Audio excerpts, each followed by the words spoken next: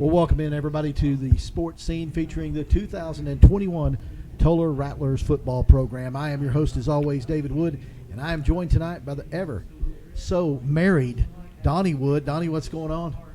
You ready for some football? Oh my goodness, am I ready? It is Friday night in Texas, opening night. I am excited, baby.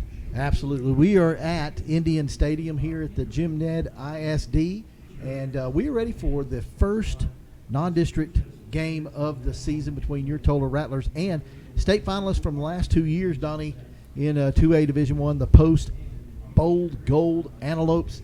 I tell you what, Donnie, this is going to be a good one. Yes, I can guarantee you tonight, folks. I guarantee you that it will not be a bloodbath like last year when we lost 70-14 to them. So Tolar's grown up a little bit, and Post has lost a lot of folks from last year's team. So hopefully we think this is going to be a close game. Yeah, I tell you what, if you look at it, we actually have the experience factor this year over Post, and that is something that we haven't been able to boast for the last 2 years. And now a lot of these freshmen and some of these sophomores are now in their junior, senior year, and Tolar is going to try to make their mark this year. Went to the area round last year, lost to Lindsay, and they're looking to raise the bar, Donnie. That's their motto this year, is raise that bar, be better each and every day that they go out there. And this is a long season. You know, it's a 10-game season, but it's a long season, Donnie, and it starts tonight. I'm so excited I can't see straight. Yeah, I am excited too, David, and this is going to be fun. We're a long ways from home, so hopefully these Rattlers, put on a good show and make that long road home a lot better. I am so glad you're driving back home because, man, I don't know if I can handle it. It's going to be a long one. So we're so glad that everybody's joining us on Facebook Live. I know there's a long drive out, and a lot of people aren't able to get out. Some people are still struggling with the pandemic going around their families, and we wish everybody the best of luck. Want to thank our sponsors first and foremost before we even get started, because without them, there is no us. Absolutely, and we want to thank Wellington State Bank. They are going to be our title sponsor this year. I want to thank Barbara Brians for making that possible, and Tri-Lakes Tackle Town there in Granbury, Texas. Donnie, don't you dare hit the lakes without going to Tri-Lakes, baby. That's right. You know what I'm saying? You ain't going to catch the big one. We're going to be talking about that tonight. Also, a big fishing tournament. We're going to talk about that as well. Lots of stuff to talk about. And, of course, David Berry, Texas Farm Bureau. And, Donnie, I've been talking about David Berry and the Berry family for a long, long time. And, they have been instrumental in our experience. This is our 8th season. Is that correct? That's with Tolar. It's our 8th season. Full-time with Tolar. We've been actually doing a little bit longer than that, part-time, and the coaches' shows and that sort of thing. But full-time, 8 years. This is our 8th year. And, boy, I tell you what, Donnie, I don't want to go anywhere else. No, this is home now. And, I think this season here is going to be a special one. Well, the Berry brothers, as I was talking about, segueing to, is that Texas Farm Bureau. I switched my car insurance to them, Donnie, and I saved hundreds and hundreds of dollars. So I would strongly recommend anybody and everybody to go check them out. And, of course, want to thank some very special people. Alicia Owens. Very, very special people for being able to make the programs possible. Alicia Owens, Stacy Wellman, Barbara Brians, Mr. and Mrs. David Berry, Shay Masagamba, and, of course, Melissa Carroll and Kelly Moody. They are our photographers, and, we like to throw up a lot of their pictures and use a lot of their stuff. They've allowed us to do so, and we really appreciate that.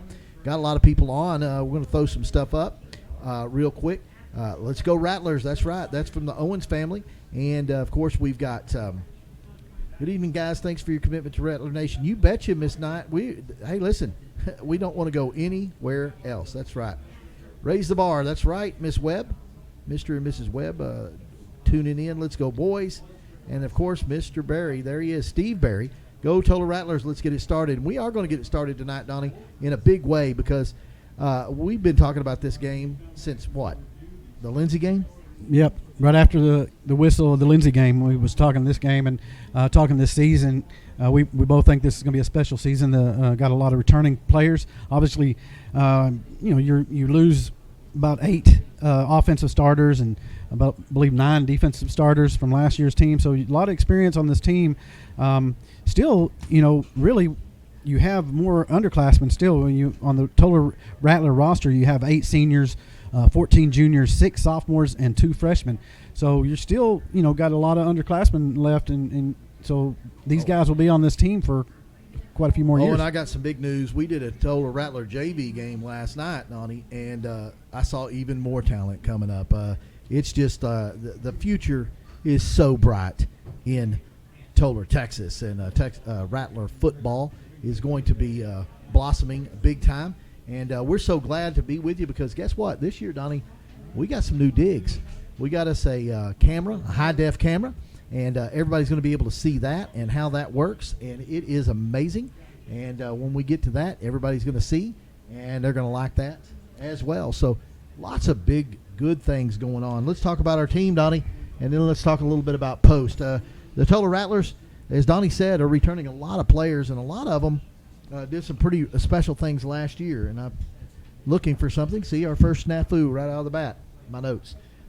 We had a lot of players last year that we had a lot of players last year that did some very, very special things, and one of them is being recognized big time by Dave Campbell's Football Magazine. They actually listed Jackson LaCruz, our quarterback, as the most valuable player in our district on offense. And Donnie, I can't think of anybody more deserving.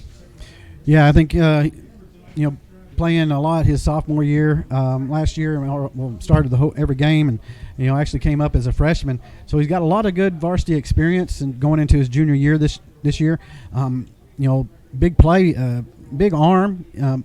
We had several touchdown throws down the field for big plays. So Jackson's, he's obviously a year older, so he'll even be better than last year, and that's going to be saying a lot. Recognizing, the experts recognize his good play, and putting him as the preseason offensive MVP, that says a lot right there. And Jackson, he's got a lot of weapons. Last year, we really had a great passing game. We got to improve the rushing game, and I think this year we've seen some players in the scrimmages. Looks like that's going to happen. Yeah, absolutely. Let's talk about those running backs, Donnie. Of course, you got Brock Owens returning. He was our leading rusher in the running back position last year.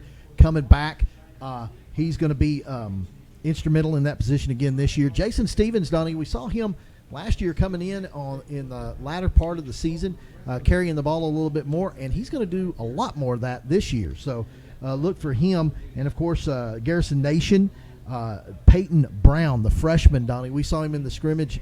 He looks really, really good. But the one that I'm most excited about is number 44. That's a great number, number 44, Donnie. I think they give that to most all the great players. Number 44 is Joseph Arce. And Joseph Arce, I saw him in the, baseball season, and I said, what? Look at the wheels. And, of course, you saw what he did in track season and everything, a state qualifier.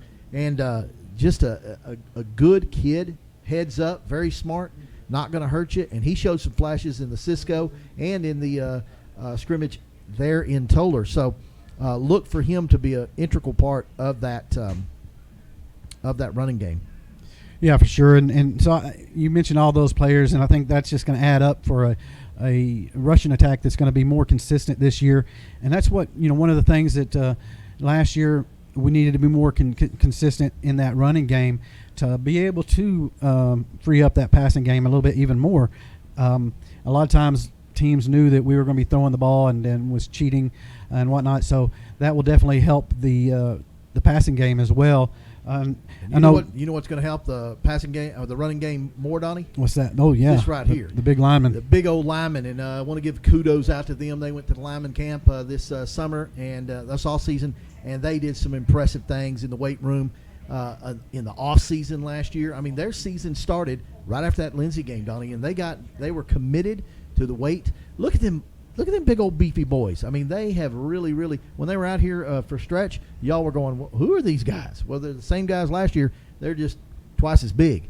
And they did great in the weight room, had a great weight program. Powerlifting team did awesome. And then they went down to that lineman camp, and they were the top 2A team in the lineman camp. So kudos to these guys. They put the work in, and that's going to pay off on Friday nights. Yeah, for sure. And you talk about the whole off season was a success with the linemen doing what they did, and then the 7-on-7 skill guys having a great season. And so, that's where it starts. Off season. A lot of times, players think they just get to game time and put the pads on and go after it. But that's not the way it works. You got to work throughout that whole season, the off season, and Tolar did that, and it's going to be showing, I believe, this season on the field. We talked about the rushing game and also the passing game, and we have lost a couple of wide receivers from last year's team, but we've got guys that are going to be able to fill in. One of the guys, though, that won't be playing tonight, that will be helping in that passing attack with the wide receiver core is Clayton Stembridge. He's one of the few guys that won't be playing tonight. But, man, we've got a lot of guys. I think Jackson will be able to spread the ball around. But one of the key guys, I think, in the passing game, in my estimation, is going to be Wyatt Jones. Wyatt Jones, number 2. Yeah, That's right. he's a big playmaker. He caught a lot of balls last year and scored a lot. And I think look for Wyatt to even have a bigger season this season. Absolutely. I totally concur. And, of course, Matt Moore. Matt Moore showed flashes, especially in the tail end of the season last season. He's going to be an integral part. Cade Moody, Logan Stein is back. You've got Peyton Raines. There's just a litany of them. Braylon Rice, I saw him in the scrimmages, number 30, and he looks good. Yeah, Matthew Barron's another guy, Yeah. another kid that's going to be able to step in there. So, we lost a couple wide receivers, but we picked up a few more, so we're going to be fine there. And the offense, we scored a lot of points last year. Turn it to the defensive side, and again, this is the side of the ball that we've got to get better. And with those guys on the line getting bigger and stronger, I think that's one of the ways that we're going to have a better defensive season this year. Absolutely, and that starts with those linebackers, Donnie. Jason Stevens and Brock Owens returning in the linebacker core. Joseph Arce is going to play a lot on the outside linebacker position. You got a ton of them. I could just go on and on and on. And here's the thing. This is a lot longer roster than what we saw last year. And so you got more bodies out there. We did lose three key players from last year's squad, as you said, Donnie. But we're going to be able to, I think, fill those holes. And then we've just gotten better. We've just gotten better. And so tonight I'm really excited to see what the finished product's going to look like out there. Yeah, for sure. And you talk about in the scrimmage that we saw, you saw the defense pretty much control that other side of the ball on that other team that we played. They weren't really doing anything offensively, and so you can see the step forward that the defense have made. So we want to talk a little bit about post real quick. We're going to get to post, but before we do that, Donnie, we got to get our sponsors Commercial. because these guys. Without them, there would be no us. We've got some really good commercials this year. We're trying to give back as much as we can because they sure have given us a lot. So here you go. We're going to play our sponsors, and we'll be back right after these messages. Wellington State Bank is now in Granbury, Texas. Located at 1343 North Plaza Drive, we are a hometown community bank you can count on. Wellington State Bank is your full-service bank that offers personal, dedicated service on deposit accounts, consumer, commercial, agriculture, and real estate loans, and other financial needs. Our branch offers all the commodities you need most, such as online and mobile banking, instant issue debit cards, bill pay, and now our new P2P feature. Send money instantly to almost anyone you know with the click of a button. Stop by our branch today and see any of our experienced local bankers at 1343 North Plaza Drive in Granbury. Wellington State Bank, your partners in progress and proud sponsor of the Tolar Rattlers. Member FDIC and equal housing lender.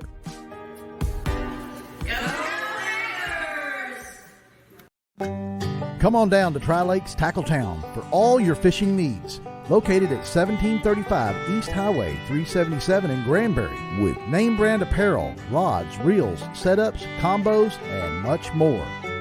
Specials every day and tons of inventory, and proud Tolar Athletics supporter. Located at 1735 East Highway 377 in Granbury. Don't you dare hit the lakes until you go to Tri-Lakes Tackle Town, or you won't catch the big one.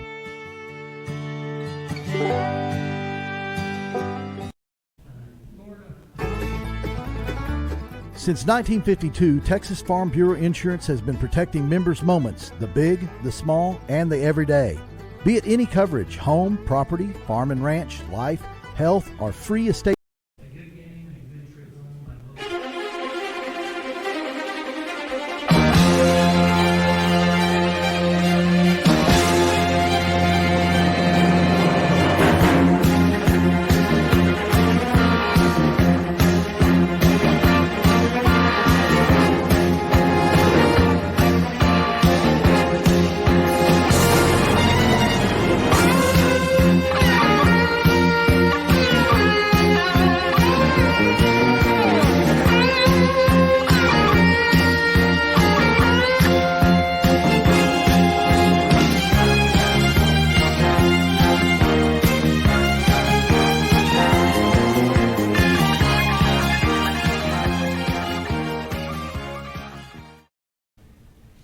Well, welcome back, everybody, to Indian Stadium here, Jim Ned ISD. They are the host school for our home opener, Donnie. We're this is our first home game of the season, and we're about over 2 hours away. How about that? Yeah, that's no fun. Well, it's a nice little drive. It is a nice drive. So they're playing some school songs, and we're going to have some playing. Somebody's going to key us whenever it's time for the national anthem. And when it gets time for the national anthem, you'll hear some silence here, or we'll go to commercial break. But let's talk about them post Antelopes, Donnie. They've got an impressive team. Yeah, post. I mean, you just can say the last 2 seasons they went to the state championship game, 15-1 both seasons. That's pretty impressive, and that's a tough task to go up against a team like that. They did lose a lot of players last year, 18 seniors from last season's team. So they got a lot of guys that's going to have to step up for them to try to do what they've done the last 2 years. But they've got a few really stud players. One of them, E.J. Jefferson, the running back, ran for 1,600 yards last year and 20 rushing touchdowns, 24 overall touchdowns. So that's going to be one of the key guys to stop. I saw him out on the field, Donnie. He's about a 7-year senior. No, that's the one you're thinking about is Isaiah Crawford. He's their big linebacker. Woo. He is a big boy, already committed to Baylor. Yeah. Led the team in sacks last year. Isaiah Crawford, number 4 with 10. So that's a guy. We're going to block him. Man, we got to block him, man. He's a big old boy. That boy's the size of a house. He's the size of a Buick. And so we got to be ready for him. We got to be ready for all of them because post, like you said, Donnie, they've got a lot of talent. And with that talent comes some experience. They do have some underclassmen, like you said. They did lose a lot to graduation. However, they just rebuild. That's what good schools do. That's what your Crawfords do. That's what Post did. Is they just rebuild, retooled. Yeah, Coach Pittman. He has a lot of good talent to work with down there or up there in Post, and one of them is Stephen Huff. He's a linebacker for Post that is just a stud. I believe he led the team in tackles last year. And another kid that's going to be tough to stop if they ever pass, but he's going to obviously be a great blocker and also on the D line. But Zach Courtney, he's a kid that's already committed to, I believe, Colorado, or they're looking at him. So a couple of D1 players on this team, and I believe Will Fairbanks is going to be their quarterback this year, number 11. So we'll see what he has here in this first game. It'll be his first varsity start. Yeah, you're going to see a lot of different stuff, and it's going to be fun. It's high school football, Donnie. A Friday night, a little warm for my liking for high school football, but we'll take it. Yeah. Before we left Post, I wanted to mention the Isaiah. Well, we talked about Isaiah Crawford, but they've got a really strong linebacker core with Crawford and Huff going to be leading that bunch, and Tolar's going to have their hands full, and the offensive and defensive line are definitely going to have their hands full tonight. Absolutely, and that's where you'll hear us say this a lot. You've heard us say it a lot. If you win up front, typically that score is going to be in your favor. So like you said, Donnie, tonight more than ever, line play is going to be crucial. Yeah, and I think tonight that might be last year it wasn't definitely in our favor, but this year it'll be interesting to see what happens because Post did lose a lot of linemen. And so and they obviously lost their starting quarterback, Pittman, the coach's son. So yeah, this will be I believe going to be a lot closer game than last year for sure. Hey, Donnie, want to give a big shout out. Tri-Lakes Tackletown is sponsoring a team tournament. This is for Bark Charity Bass Tournament, and it is a team tournament. It's going to be September the 11th on Lake Whitney. So, what better place to be on a September 11th day than Loafers Park on Lake Whitney? All proceeds benefit the Bosque Animal Rescue Kennels. Payouts are based on 100 boats. First place, Donnie, $10,000. $10,000. We might be able to get fifth place. That's $1,000. Wow, that's pretty good. $200 entry fee. You can register at barkrescue.org, and the entry fees are tax deductible. So you're going to launch from a public ramp, and the big bass side pot is $25 per team. And you can call for all questions. You need to call 844-919-9595. And, of course, we're going to have this up on our site in the scrolling in the next game, and we'll have all this up. Hopefully everybody can go to this because it's going to benefit the animal rescue centers. And, Donnie, with COVID and everything else like that, these kennels have been just over flooded with animals. So now's the time to go get you a forever friend. There will be a gun raffle, door prizes, food truck, and an adoption event. So you can pick up a good old dog and take him fishing with you. There you go. There you go. So we're going to be talking about that today as well. And we're getting ready for our team to come out. I tried to get the camera on the tunnel, Donnie, but we're up here in a press box that's got a lot of windows in it, and it's blocking me. Yeah, and it's an open air or open space. Yes, so you're going to hear a little bit of back chatter, folks, and we're going to do our best to minimize that as much as possible. Donnie's going to be as loud as humanly possible so that you hear him and only him. Right? Yeah. Some of the games that we'll be following tonight, folks, we'll give you updates as they come along. We have the local teams. Glen Rose is taking on Springtown. Should be an exciting game there. I'm taking Glen Rose. Okay. Who are you taking? Gosh, I hate to go against. I'm going to go with the Tigers too. I'm going to take Glen Rose. And then you got Granbury Pirates taking on Pascal. And Granbury will take care of Pascal tonight, folks. I'm taking the Pirates because I'm a homer. What else you got? And then we got in our district, we got Bosqueville going against Clifton. I'm going with Clifton. Okay. I'm going with Clifton. You going to go with the? I'm going with Bosqueville. Bosqueville. They got Valley Mills going against Milano. I'm going to go. I don't have idea who Milano is. I don't even have any idea, but I'm going to go Valley Mills. Yeah, me too. I want them to have a little false sense of security when they are our first district opponent. All right, and then we got Rio Vista going against Santo. You know what, Donnie? This is going to surprise you. I'm going Santo. Uh-oh. Yeah, he's going to lose that one. And then we got Hamilton going against Moody. You know much about Moody? Yeah, Moody's pretty. Here come your Tolar Rattlers as they run on the field. Gosh, I wished I'd have had that. And, of course, they always go all the way down to the end of the end zone.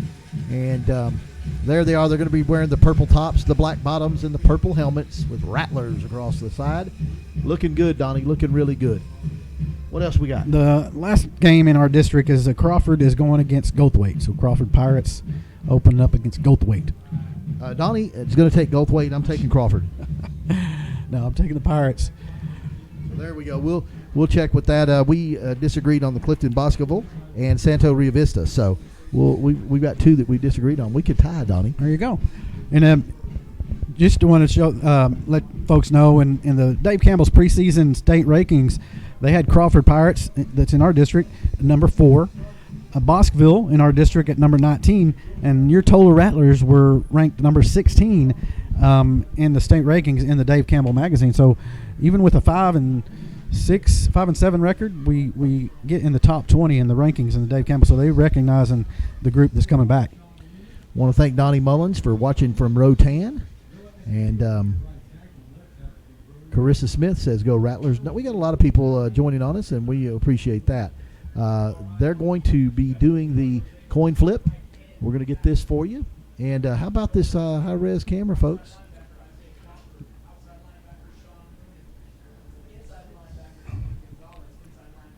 There you go. Looking good. Captains for the Rattlers are going to be number 7. That is Jackson LaCruz. Number 70, that is Tyler McGowan. Number 44, that is Joseph Arce. And number 50, that is Mason Berry. So those are your captains for tonight. They're going to go out in the midfield and for the flip. And we're going to see what's going on here. Are you excited about this, Donnie? We're going to have some football. Yeah, I've been waiting for this for a while. That's a big old boy. That number 33, Zach Courtney, at the big tight end, defensive lineman for the post over there. Golly, no wonder he's a D1 guy. Hit him in the knees. Yeah, that's what I always did. Go for the shins. They don't like being hit in the shins with the helmet. No, they don't. Donnie been hitting me in the shins since we were 6. So we'll have the scroll down at the bottom will be the score, and we'll try to keep that updated. We'll try to do the camera as best we can. How about you mentioned the JV winning last night against Peaster? Yeah, they took care of business. They whooped up on Peaster. I think the final score was 34. It was 43 to 8. 43 to 8. That's correct. So here we go, the flip, and it looks like it is going to be the Antelopes. They're going to receive, and we are going to be kicking, and we'll be kicking into the sun. So there you go, Donnie, as the sun is behind us. And so they're going to do the national anthem. As they do that, we're going to roll some commercials. You're enjoying Rattler football on the sports scene. Wellington State Bank is now in Granbury, Texas. Located at 1343 North Plaza Drive, we are a hometown community bank you can count on. Wellington State Bank is your full-service bank that offers personal, dedicated service on deposit accounts, consumer, commercial, agriculture, and real estate loans, and other financial needs.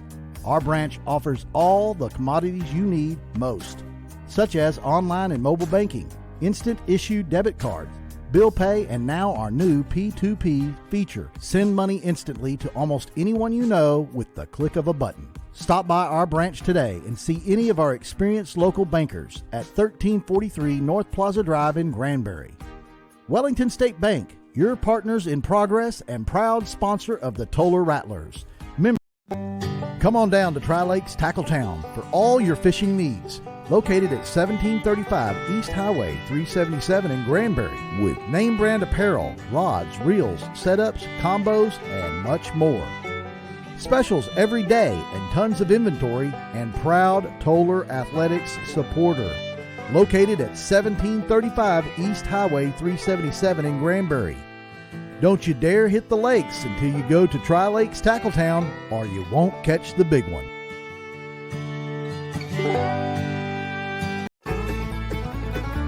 Since 1952, Texas Farm Bureau Insurance has been protecting members' moments, the big, the small, and the everyday.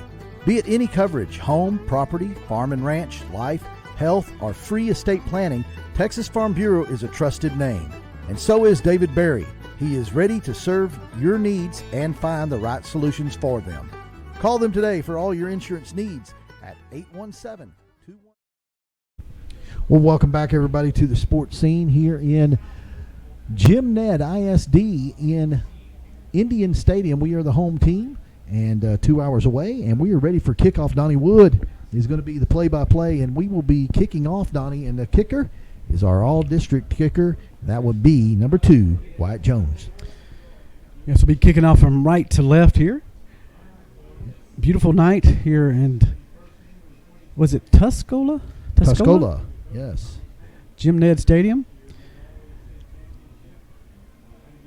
Like David said, it is a little warm. Obviously, it's August, so it's going to be warm, right? So, but we're inside. We got some air conditioning, so we're all right. Absolutely. I'm going to be doing a lot of camera work as Donnie does some play-by-play, and we're going to try to get this down, folks. So bear with us as we are early in the season. Ready for the kickoff here, Donnie. I can't wait. Hopefully we got about 16 weeks of this, David. Yeah, I'm looking forward to a long season. As David mentioned, Wyatt Jones will be kicking off for the Rattlers. And back to receive, it looks like E.J. Jefferson back there in the middle. Yep. With big old number 4, Isaiah Crawford, over on the left side. And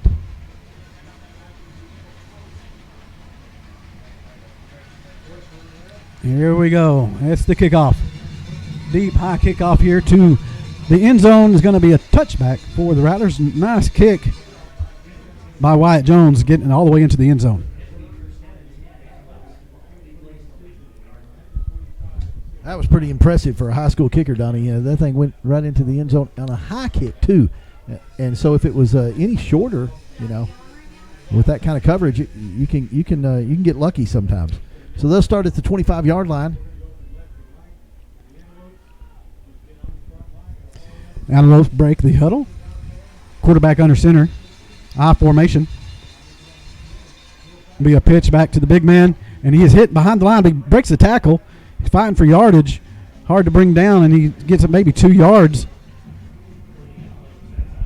Big number 70, Tyler McGowan, came in, Donnie, and slowed him up, and that allowed pursuit to get to him on the outside. And, if you can minimize, him carrying that football, that's a good way to do it right there. And I guarantee you next time McGowan gets his hands on him, he ain't going to get away. Yeah, you're going to have to gang tackle that big old boy too, and Rattlers did a good job. So second down and about 7, I formation. Quarterback going to roll out here to the near side, looking for a receiver, throws it, is hit, and the catch is made by the big 33 at the 38. He's still on his feet, gets all the way up to about the 48-yard line. Man, that's a nice job staying with that play with the quarterback getting hit as soon as he threw the ball. I tell you what, the number 33 and number 4, they have college size. Yeah, definitely. Some big old boys, and bringing them down is going to be paramount. And he barely caught that ball, Donnie, as the coverage was pretty good. He looks like probably 6'6". I formation again. Quarterback pitches to number 4, cuts it up middle, and he bulls his way up to about the 47-yard line in Tolar territory. The Antelopes are going to lean on him, and they're going to lean on their size at that tight end position. So those two guys, Donnie, they're going to ride them as far as they'll take them this season. Yeah, Crawford, he's going to be hard to tackle. That's why you're going to have to really gang tackle. Try to hit him at the line so the other guys can come up and finish it off. Fairbanks under center in the I formation. Going to pitch it to Crawford. He fumbles it, but he falls on it. Let's see. Yeah, Crawford is able to gain it back to the 50-yard line, so a loss of about 3. That was good penetration. I didn't get the number. I think that, Donnie, was Jason Stevens in there who shook him up. RC was also in on there. So brings up a third down and 7 for the Antelopes. Jason's changed numbers again. He's number 12 this season. Should be a pass. 2 receiver split to both sides. I formation. Fairbanks under center. He's going to go for it himself. He's bulling his way up. And he is pushed forward close to a first down. Looks like he's going to be a little short, Donnie, but they are in 4-down territory. Yeah, definitely. I think that's what they're thinking was there is just try to get as many yards right there as possible because we're going to go for it. Ball at the 44-yard line in Tolar territory. 4th and less than a yard, looks like. Tolar does have some experience, Donnie, though, on short yardage. Yeah, they do. So Fairbanks gets under center I formation. Crawford, he takes it himself, and he bulls his way forward for a first down. I do like the fact that Tolar didn't give up on the play, and they did push him back when they finished their tackle. So that's good presence of mind, and that can go a long ways in this contest. They're making them earn it, Donnie. Yeah, they are, and ball is right at the 40-yard line in Tolar territory. First down and 10 for the Antelopes. Fairbanks brings his offense up under center with the I formation again. Pitches to Crawford. Left side, RC's in the backfield. As soon as he takes the pitch, and he goes down, loss of a couple of yards there. Yeah, and look at RC, he's fired up. I like a player that's got a little bit of emotion, Donnie, and he fired in there, and quick step, and that's what you got to have at the end position on that outside linebacker, and he shot in there and disrupted that whole play, and they're going to look at second and long. Yeah, I think that's key is getting in that backfield quick before Big Crawford is able to get a full head of steam and slow his process down. So second down and a long 13. Ball at the 43. Looks like it's going to be a split formation. Quarterback in the shotgun. 2 receivers to both sides. Handoff. Number 12 coming here on the near side. Breaks a tackle. And he is hit at the 41. Breaks another tackle. And gets up all the way about to the 38-yard line. That's a long ways to get to a 3rd and 8, Donnie, or 3rd and 9. Yeah, they're going to spot it at the 39, so 4-yard gain. Be 3rd and 9 here. You're at the 7:29 mark of the first quarter. First possession for Post. The Rattler defense stiffening up here, little Donnie. Yeah, this is a key play, and then they're in 4-down territory right here, so you don't want to give up too much here because you know they're going to go for it if they don't make it here on 3rd down. Quarterback will be in the shotgun with Crawford set to his left. 2 receivers to the far side, 1 to the near. Drop back. Passes to Big Courtney at the tight end, and he makes the catch at the 34-yard line. But he is brought down right as soon as he makes the catch. Yeah, nice stop there by number 9, Donnie. That's Peyton Raines. He came up and wrapped him up quick and brought him down. And, you know, little Peyton Raines, Donnie, is he's all of 160 pounds, and he pulled down that big 200-plus pounder. So 4th down. Yep. And about 4.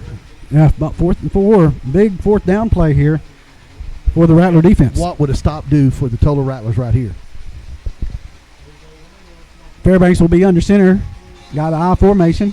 Receiver to both sides. Pitches to Crawford to the outside. Rattlers are in there, but he breaks a tackle. He's still on his feet, and they're going to stop him short of a first down right at the line of scrimmage. Stringing it out, the Tolar defense, and Jason Stevens in to finish it off, along with, I think that was Brock Owens. No, it was Jason Stevens. Yeah, Brock was one of the players that slowed his process down in the backfield. And again, that's so key, man, getting in there and trying to slow him down right at the beginning of the play. Big stop for the Tolar Rattler defense as they get him on a stoppage. And Tolar Rattlers will have the ball on the 34-yard line, Donnie, here 1st and 10, their first possession. So it would be Jackson Lecluse will be the quarterback, of course, and got 2 receivers to both sides. RC to his left in the backfield. Going to be a quick pass here to number 4, makes the catch, and he's not able to get much. Maybe back to the line of scrimmage is Cade Moody. They set this up all season long, Donnie, where they'll throw that short pass, and they lull you, and then suck you in, and then they hit one deep. So they're going to have trips to the far side this time. Matt Marins is here to the near side, rolling out to the right. Throw over to the sideline is over the head of Matt Moore, incomplete. Yeah, just a good execution there, and Moore was open. Could not connect from LaCruz. So 3rd down and 10 for the Rattlers. Matt Moore and Wyatt Jones, receivers to the far side. You just want to see some positive yardage here, Donnie, on this down. Even if you have to punt, you still want to see some positive yardage. Straight drop, being pressured, and he's going to be sacked back there all the way back to the 23-yard line. Didn't have a chance to even get looking down the field. Well, we were bragging on our offensive line, and that was just a jailbreak. They had a blitz. You knew the blitz was coming, and they went right at him, Donnie. Well, you got a couple of D1 defensive linemen over there for post, and it's going to be a tough night when you have that talent going against you. So Wyatt Jones is back to punt. He'll be standing around his 15. Yeah, all-district punter as well, Wyatt Jones. 4:53 and counting down here in the first quarter. So two men back at post, standing around their 41-yard line. Wyatt gets it off. Nice punt. It sails over the returner. He's going to have to go back and pick it up. It's still rolling inside the 10-yard line all the way to the 8-yard line. What a punt by Wyatt Jones. Woo! So Wyatt made him start at the 25-yard line. This time he's going to make him start at the 8-yard line. Heck of a punt. Yeah, it was ball at the line of scrimmage at the 34. 34? Yeah. At the 34 and all the way to the 8-yard line. That's a heck of a punt right there. That is a heck of a punt.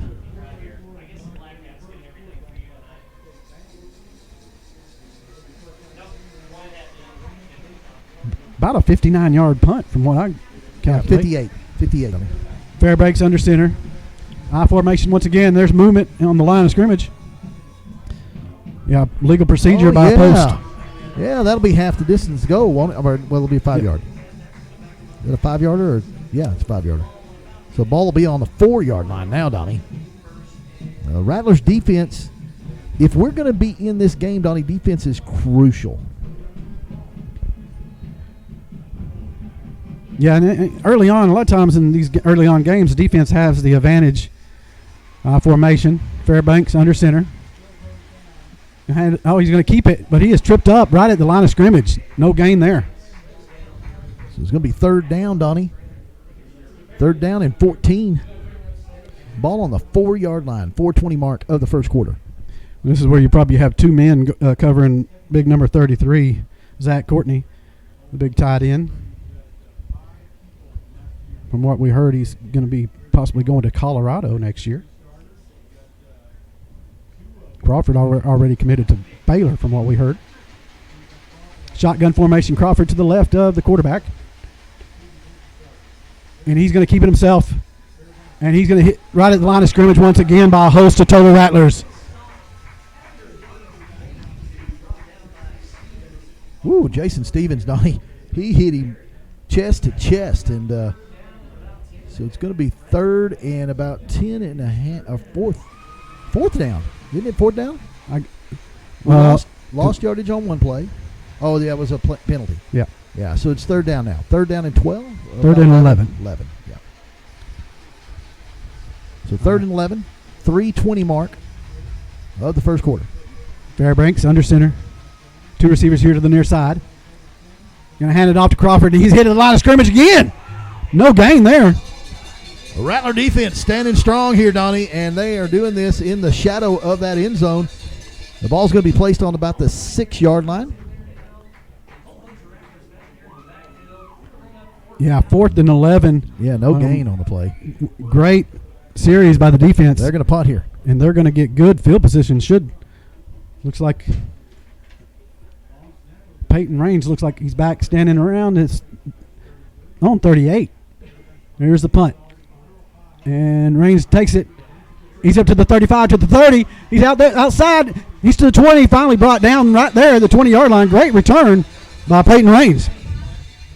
You know, this is early on in the game, Donnie, but this is crucial. You got momentum, and momentum is huge in high school sports. You got momentum. You're on the 20-yard line. Red zone action right here for the Tolar Rattlers. You must capitalize on this drive.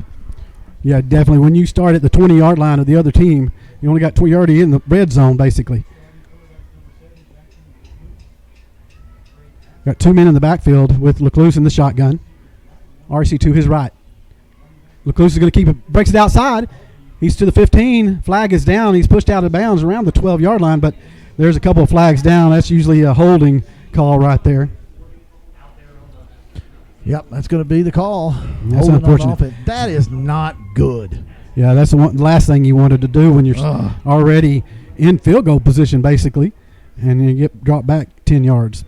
And that's a big penalty. It's just really huge. Yeah, that would have been about a 7-yard gain. Yeah, of course, he might not have gained that if it wasn't for the holding. So the ball's going to be spotted on the 30. So now you got 1st and 20. 2:18 left in the first quarter, Donnie. Moore and Jones is split to the right. Barron's here to the left. RC to the right of Lecluse. Lecluse is going to keep it himself, and the big defensive lineman, Courtney, comes in there and throws him down for a loss. Well, we're going the wrong direction, Donnie. Yeah, that Zach Courtney, he's one-man gang on both sides of the ball, man. This is going to be post strength this year. They lost a lot of skill position and a lot of players from last year's state finalist team, but they're going to be a tough defense. 2nd and about 24. Ball at the 34-yard line. 2 receivers here in the near, 1 to the far. Lecluse rolling out here to the near side, looking downfield, got a man open. Jones makes the catch at the 25, and he knocked out of bounds short of the 20 at the 21-yard line. Nice play by the Rattlers there. That's a huge pickup, Donnie, because now you're in Wyatt Jones territory for a field goal, but you've got this is going to bring up 3rd down. and you're looking at about 11. I think that might be, one of the things you might have to do tonight is doing a lot of rollouts. Look loose in the shotgun. Going to roll out to the far side, looking to throw. As a man open, just over the head of Wyatt Jones. He was open at the 9-yard line. If he makes that, that makes that throw, that's a first down right there. That's a first down right there. Not able to do it. Oh man! And so that's going to bring on our kicking team, and we're gonna kick a field goal here. I would definitely do it with our kicker Wyatt Jones. That's unfortunate though, David. That was a good execution. Wyatt Jones had plenty of space, and Lecluse trying to throw it on the run that's always a tough throw, but he usually makes those. So the ball will be spotted at the 29-yard line. So this is going to be a 39-yard attempt. We've seen him do this last year. Snap, it's a bad hold, a bad snap, and the field goal is no good because the snap did not get back there. I mean, he was online, Donnie. If the snap would have been good and would have been able to get a clean kick at it, that would have been 3 points. And that is very misfortunate because you had momentum. You had the ball in the red zone. You go backwards. You have the good completion, and you just can't capitalize. If you complete that pass, we're still got possession of the football. Yeah, definitely. So yeah, just got to make the plays when they're there for you to make, especially with a team like Post. So Post will be first down and 10 at the 21-yard line. Fairbanks under center, going to pitch it to number 12. He cuts it inside, and he's not going to get anywhere. I got to blow the whistle. That play should have been blown dead, about 2 seconds earlier. But somebody going to get killed. That's a lot. Well, back at the line of scrimmage, so no gain on the play. 2nd and 10. 1 minute mark of the first quarter. We are scoreless here in Jim Ned. Crawford comes back into the game. Look for him to get the carry here. I don't know, Donnie. You look for that tight end, that big tight end over here in the flat on the short side of the field. I formation. Fairbanks going to roll out to the far side, being pressured. He's sacked. It's dropped. Ball's dropped on the ground. It's recovered by Tolar Rattlers. Tolar Rattlers at the 9-yard line. Who had that stop, Donnie? Was that? I'm not sure, man. I can't. Big number 33. That is. He's the one that recovered the fumble. Drake Owens. You're a freshman. Yeah, Drake Owens gets the recovery. Who had the hit? 51. 50. Oh, okay. Bryce Brown. That's Bryce Brown. Big Bryce Brown getting in there. So now, big time momentum. You got to capitalize on momentum, Donnie. 36 seconds left in the first quarter. First and goal at the 9. Lecluse. No, that's Blessing's in there. He takes it himself right up the middle, and he gets a good gain all the way to about the 3-yard line. Just a designed quarterback draw by Isaac Blessing. The sophomore. We were told we were going to get some of this with him. He's a great runner. Blessing. He's going to keep it himself again. And he's bullying himself up for maybe a yard gain there. Going to be at the 2-yard line, it looks like. 3rd down and 10 goal. seconds. 10 seconds left, and we got 3rd down. That's probably not going to get this play off, Donnie. We're probably going to switch fields. Yeah, we'll switch to this side, which will be fine. There we go. What a fun first quarter. Tolar threatening to knock the door down here at Jim Ned. Your score 0-0. We'll be back right after this. Wellington State Bank is now in Granbury, Texas. Located at 1343 North Plaza Drive, we are a hometown community bank you can count on. Wellington State Bank is your full-service bank that offers personal, dedicated service on deposit accounts, consumer, commercial, agriculture, and real estate loans, and other financial needs. Our branch offers all the commodities you need most, such as online and mobile banking, instant issue debit cards, bill pay, and now our new P2P feature. Send money instantly to almost anyone you know with the click of a button. Stop by our branch today and see any of our experienced local bankers at 1343 North Plaza Drive in Granbury. Wellington State Bank, your partners in progress and proud sponsor of the Tolar Rattlers. Member FDIC and equal housing lender.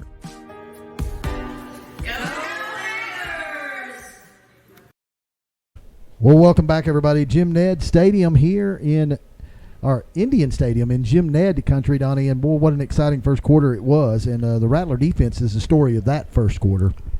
Yeah, for sure. Got a big turnover there inside the 10-yard line to give you a great chance had an earlier chance at the 20-yard line, but then they went backwards and missed a field goal. And now they got another good chance in the red zone after the fumble by Post. So it'll be 3rd down and goal to go at the 2-yard line. Blessing is in the quarterback with Brock Owens and Joseph Arce in the backfield with them. 2 receivers split to the far side, 1 here to the near. Blessing, you're going to roll out to the far side. Has a man in the end zone. He is in and out of the hands of Wyatt Jones. He is hit as soon as the ball was there. Almost a touchdown for the Rattlers. That kind of surprised me. I thought maybe Blessing might take it himself there again. So it's going to bring up 3rd down. 4th down. 4th down. No, it's 3rd down, though. 4th down. Yeah, 4th down. Okay. I'd kick the field goal. 4th and goal. Looks like they're going to go for it. Ball at the 2-yard line. Blessing still in there with the shotgun. He's going to take it himself, and he is going to get into the end zone for a Tolar Rattler touchdown.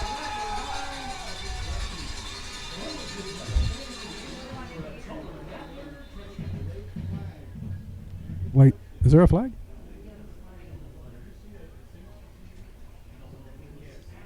After the play, there's a flag.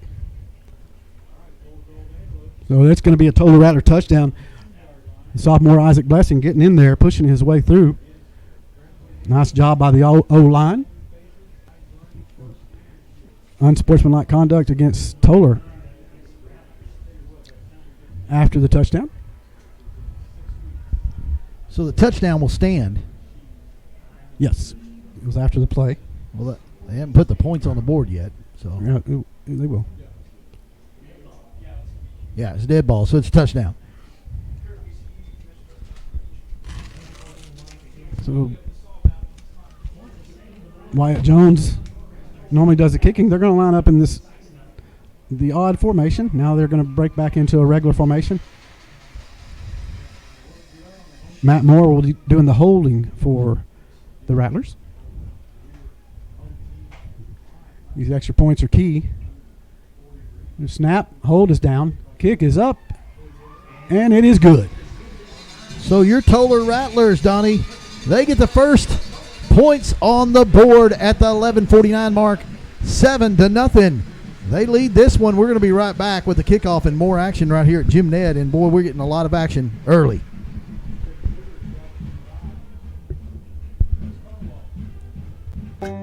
Come on down to Tri-Lakes Tackle Town for all your fishing needs. Located at 1735 East Highway 377 in Granbury, with name brand apparel, rods, reels, setups, combos, and much more. Specials every day and tons of inventory, and proud Tolar Athletics supporter. Located at 1735 East Highway 377 in Granbury. Don't you dare hit the lakes until you go to Tri-Lakes Tackle Town, or you won't catch the big one.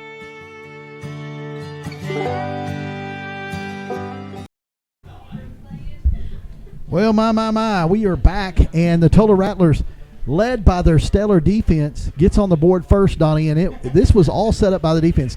Got them back in the corner, got the turnover, and cashed it in. And a good job by Blessing getting that ball into the end zone on the 1 yard carry. Yeah, he pretty much got all those yards there, and Post hurting themselves and asking a lot for their defense. The defense was able to stop them the first time.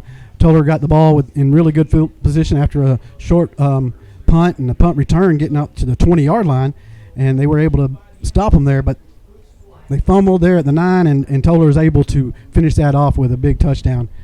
So the penalty is going to force the Rattlers to kick this thing off from the 25-yard line, Donnie. And but we know what kind of leg Mr. Wyatt Jones has, and I think this guy's a little too far up. Yeah, E.J. Jefferson back in the middle. I don't know if I'd kick it to Crawford over here on the near sideline. Deep man standing at about the 20-yard line. And the kickoff. Short kick. And it's going to be caught right at the 41. He brings it up to the middle of the field, and he is tackled around the 45-yard line. Brock Owens, and he gets an assist by his little brother. And there they go. They're going to be at the 45-yard line. And that's where they're going to start off. So that penalty does hurt you because it gives Post a good field position, normally would probably start back at the 25-yard line with Wyatt Jones' leg usually kicking it back into the end zone.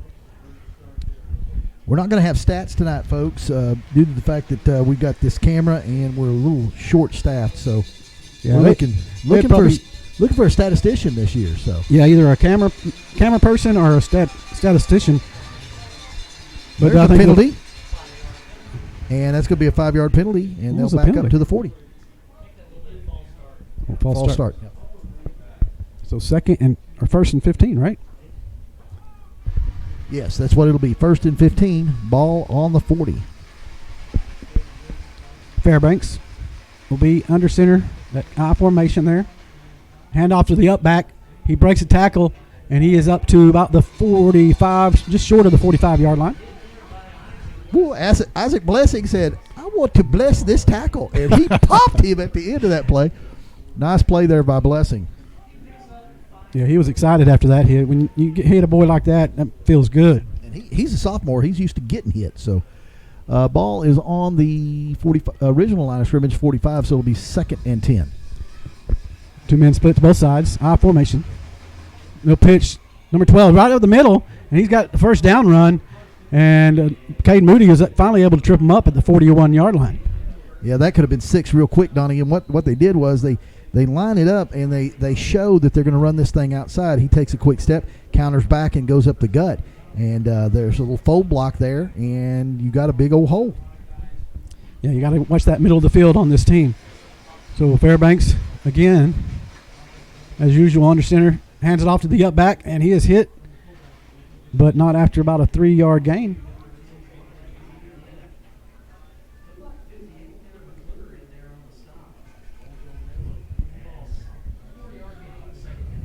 .10:40 of the second quarter and counting down. Your Tolar Rattlers on top 7-0, but Post driving the ball here, Donnie. They got him a 2nd and 6, Yeah. and looking to get on the board themselves.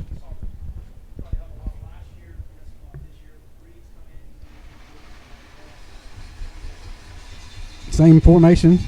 Oh, there's movement. That's going to be back him up. That'll bring it back up to 2nd and 11. Looks like the left tackle or left guard wanted to get started a little too early. And these are the kind of penalties that will happen early on in the season. You just hope it happens more often for the other team.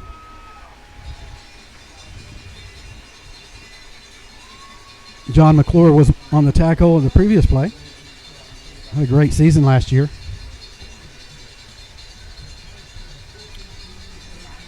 Two men split to both sides. Got the I formation. Stephen Huff, deep back. He takes the pitch, looks inside, he goes outside. And he's it's a fumble again. And let's see who's got it.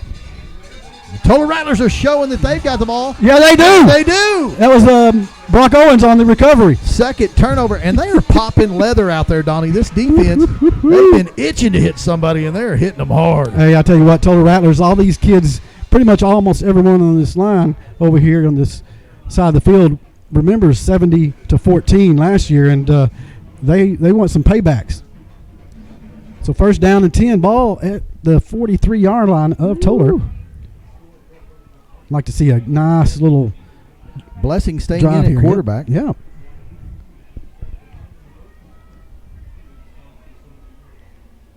RC, the deep back. He's going to take the handoff. Oh, he's tripped. He trips over Blessing right there before he even got going. So there's going to be a loss of a couple there. I'd like to see RC get outside because he's got some moves and some speed. If you don't get him early, you better watch out. So Wyatt Jones and Matt Moore, the receivers here to the near side. I believe that's Barron's out there to the far.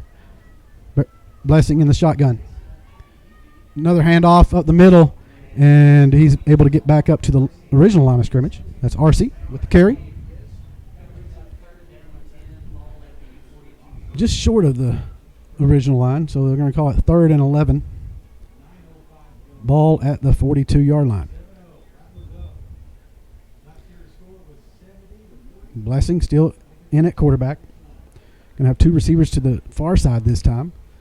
Matt Moore, the lone receiver, here to the near. Cornerback's playing up on him. Get behind him. Straight drop. Throws it downfield. It's just under thrown to Wyatt Jones. Looked like it. I don't know if he caught that or not. No, they got a personal foul roughing the passer. Oh, there you go. That's going to be a first down right there, Donnie. Yeah, and Wyatt Jones again was open. Blessing just kind of underthrew it a little bit, but he was hit late, so that'll be an automatic first down, and that's what you love if you're on the side getting those free yards. I don't think Post has probably played from behind but one time last year in that state championship game that they lost against Shiner. You got the momentum, and you got them on their backside, so you need to capitalize. Blessing's going to keep it himself right up the middle. He leans forward up to the just short of the 40-yard line. Going to spot it at the 41. Want everybody to know our starting quarterback is Jackson LaCruz. They're giving Blessing some time. They're gonna show both these quarterbacks and keep them fresh for the season. It's a long season for sure. So 2nd down and 7 after 3-yard gain by your quarterback. 2 receivers to the far, 1 here to the near. Blessing's going to pitch it outside to RC.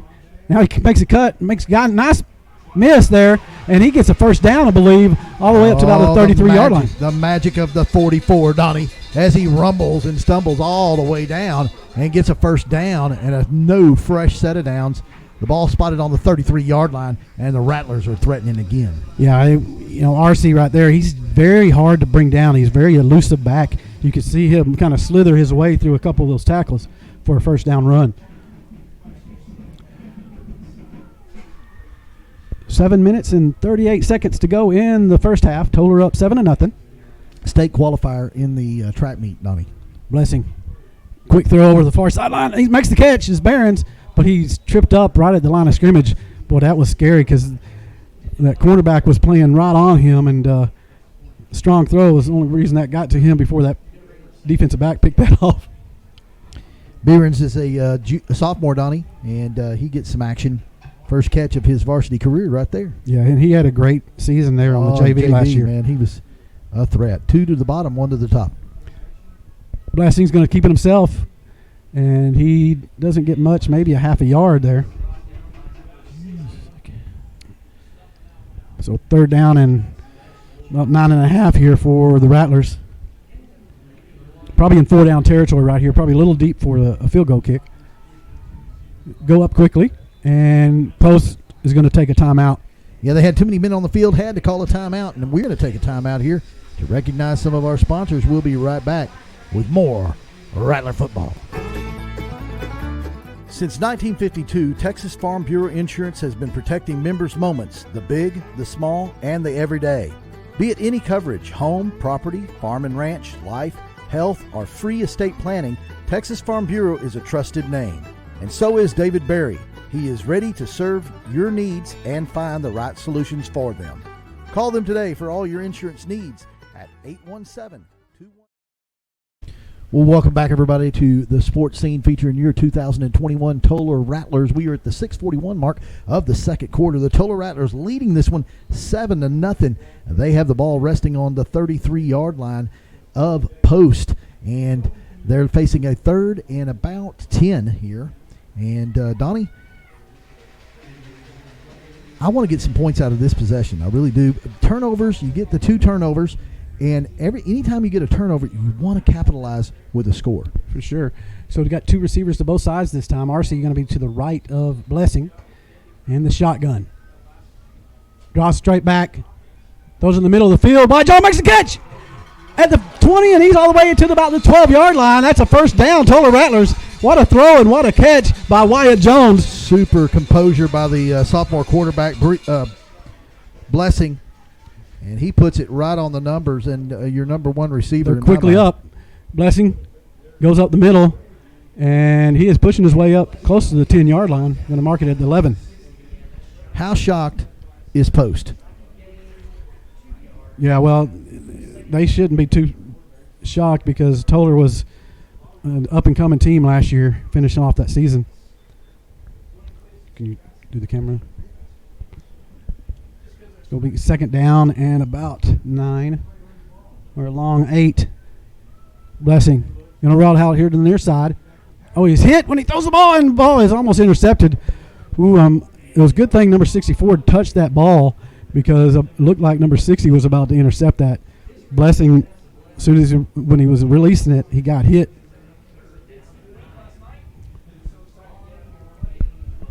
Tight quarters in the press box, folks. We're going to try to get this camera as level as we can.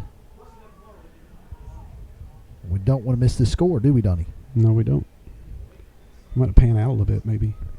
Can you do that? So 2 receivers to both sides. RC in the backfield with Blessing. Blessing, straight drop. Looking over into the end zone. It's caught by Wyatt Jones for a Tolar Rattler touchdown. Woo-hoo! 9-yard touchdown reception by Wyatt Jones. How about that, Donnie?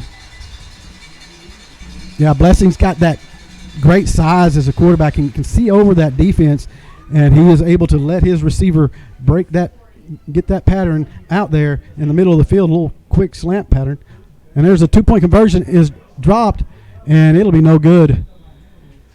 Instead of going for an extra point, they're going for kind of a trick 2-point conversion, and they did not execute that one very well. Yeah, and I didn't like it, Donnie, because you got a chance. All points are going to count. All points are going to count tonight, and you got a chance to get a 1. You take the 1. So your score here in the second quarter, we are at the 5:51 mark, and your score now 14 Tolar and Post 0. We'll be back with the kickoff and more action right after this. 13.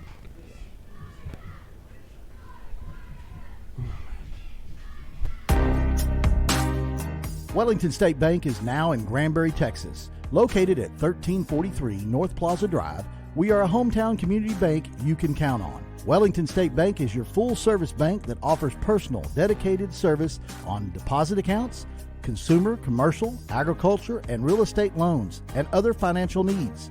Our branch offers all the commodities you need most, such as online and mobile banking, instant issue debit cards, bill pay, and now our new P2P feature. Send money instantly to almost anyone you know with the click of a button. Stop by our branch today and see any of our experienced local bankers at 1343 North Plaza Drive in Granbury.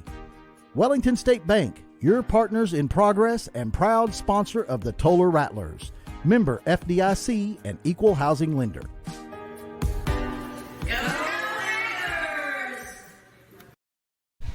And a kick. High, deep kick here to the near side, caught by Crawford at the 9. He is going to take it up, and he is met with a host of Rattlers right at the 21-yard line, so just a short gain there on the kick return. Great job by the special teams getting down there and covering their spots.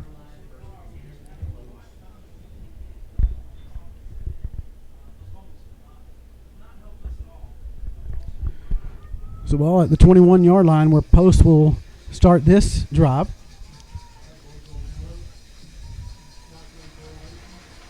This time Fairbanks starts out in the shotgun. Going to hand it off to 12, and he is hit in the backfield, and he's going to be brought for another loss, probably of a couple at least. Woo-wee.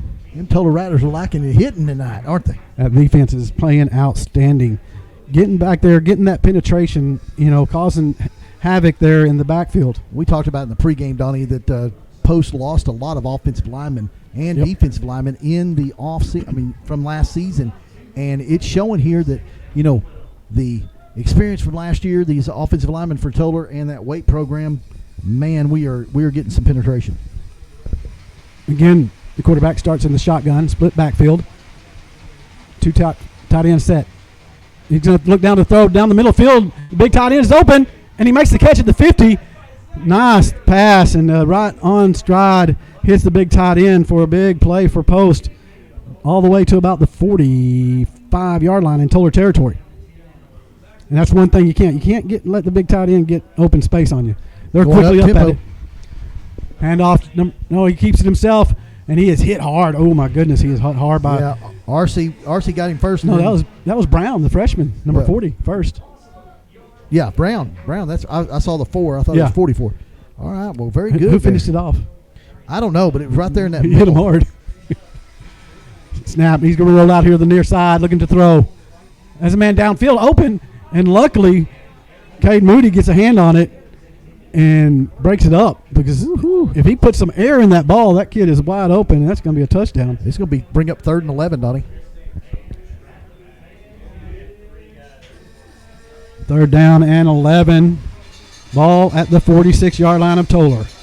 Again, it depends what they do on this play. They may go for it on 4th down if they don't make it here on 3rd down.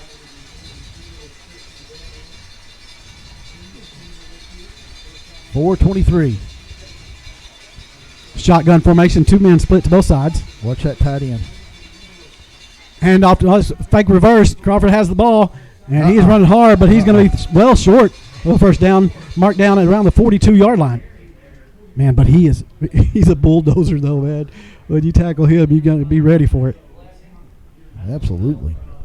So it's going to be 4th down and about 7, David, for the Antelopes. And they've got the offense staying on the field here. And, boy, if they don't make a 1st down, they're giving Tolar great field position here. They got to get to the 35-yard line of Tolar for a 1st down. They don't believe in momentum, Donnie. They believe that they can do what they want to. Let's see. Fairbanks has a man in motion. Pass. And down the middle of the field is wide open. It's number 12, and it misses the target. Incomplete. Whew. And the pressure, the quarterback saw the guy coming out on his right side. He knew he had to get rid of it, kind of rushed that throw. You know, we talked about the 2 turnovers. This actually is like a turnover, Donnie. Yep.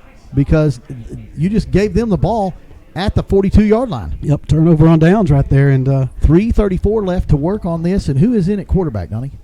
Jackson LaCruz. And Joseph Arcee and Brock Owens will be the running backs. Wyatt Jones and Matt Moore, the receivers here to the near side. Barons to the far side.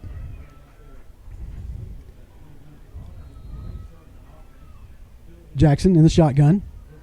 He's going to roll out here to the near side. Throws it. Wyatt Jones makes a one-handed catch, and he is out of bounds. Not before a 1st down. Ball all the way to the 46-yard line of post. Did you see that catch, David? That was an awesome catch. Odell Beckham top catch right there. You know, we had his brother who was Mr. Friday Night. Yep. Well, he may take his title. He keeps doing stuff like that. Were they brothers?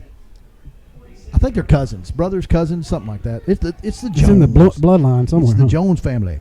All right, so the ball 1st and 10 here on the 46. Jackson.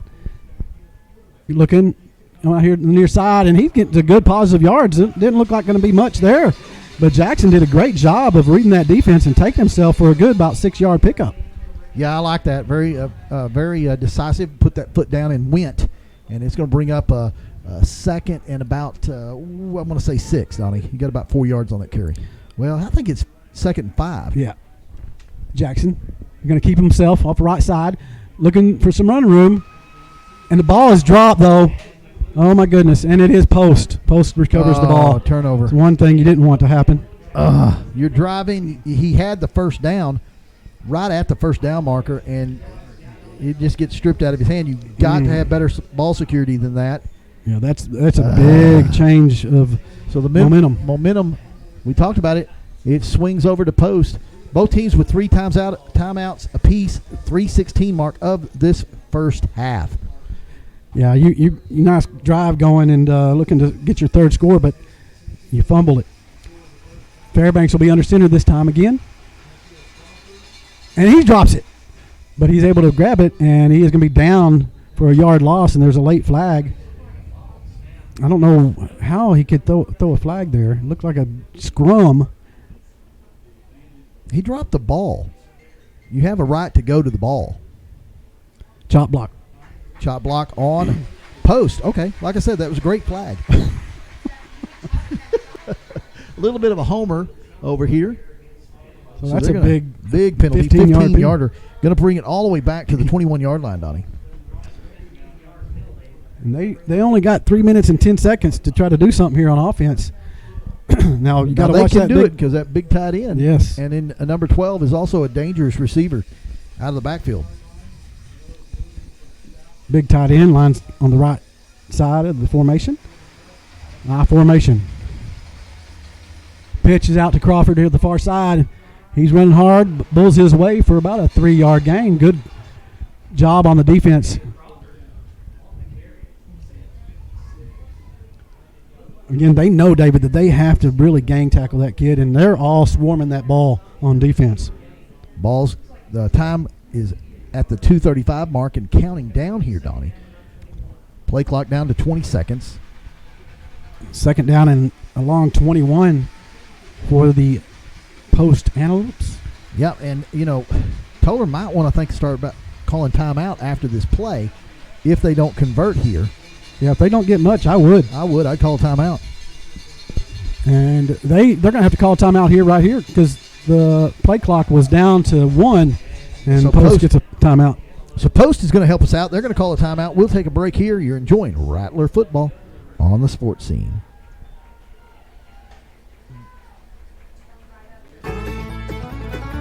Since 1952, Texas Farm Bureau Insurance has been protecting members' moments, the big, the small, and the everyday.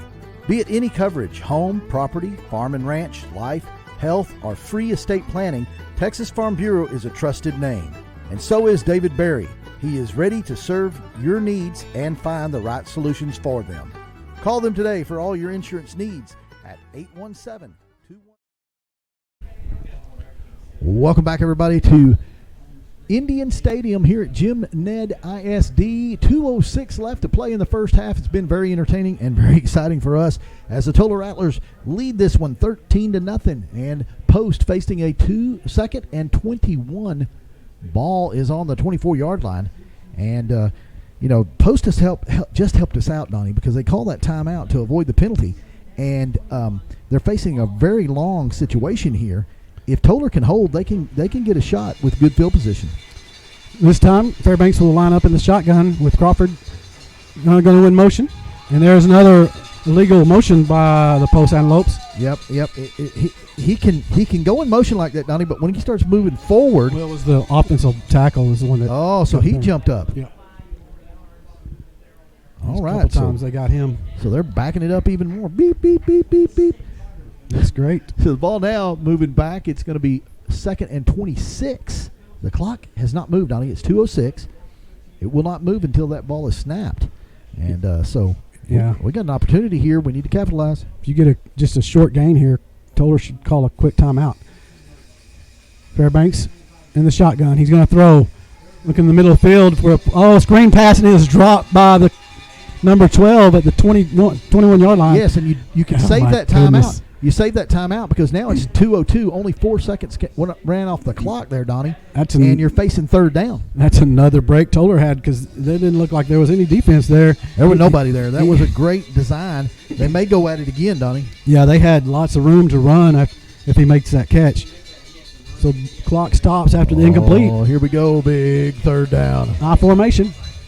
Just a quick pitch to Crawford. Going to cut it in the middle of the field, and he's tripped up. Oh, yeah. After a short gain. Tolar should call a timeout right here. Yes, call the timeout. Yep, and they did. 1:55 left on the clock. A big timeout here. We'll be right back with you with more action.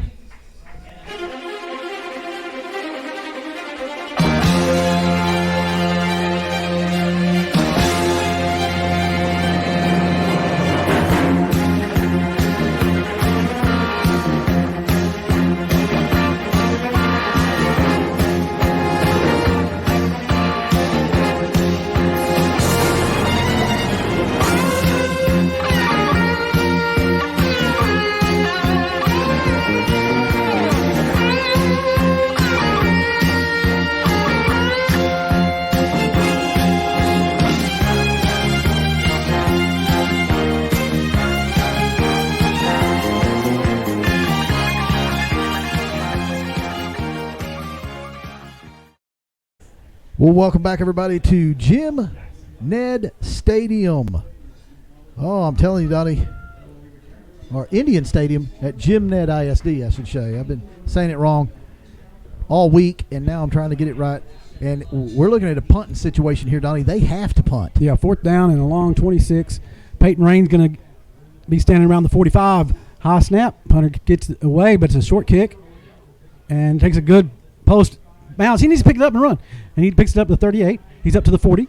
And he's going to be finally tackled out of bounds short of the 45-yard line.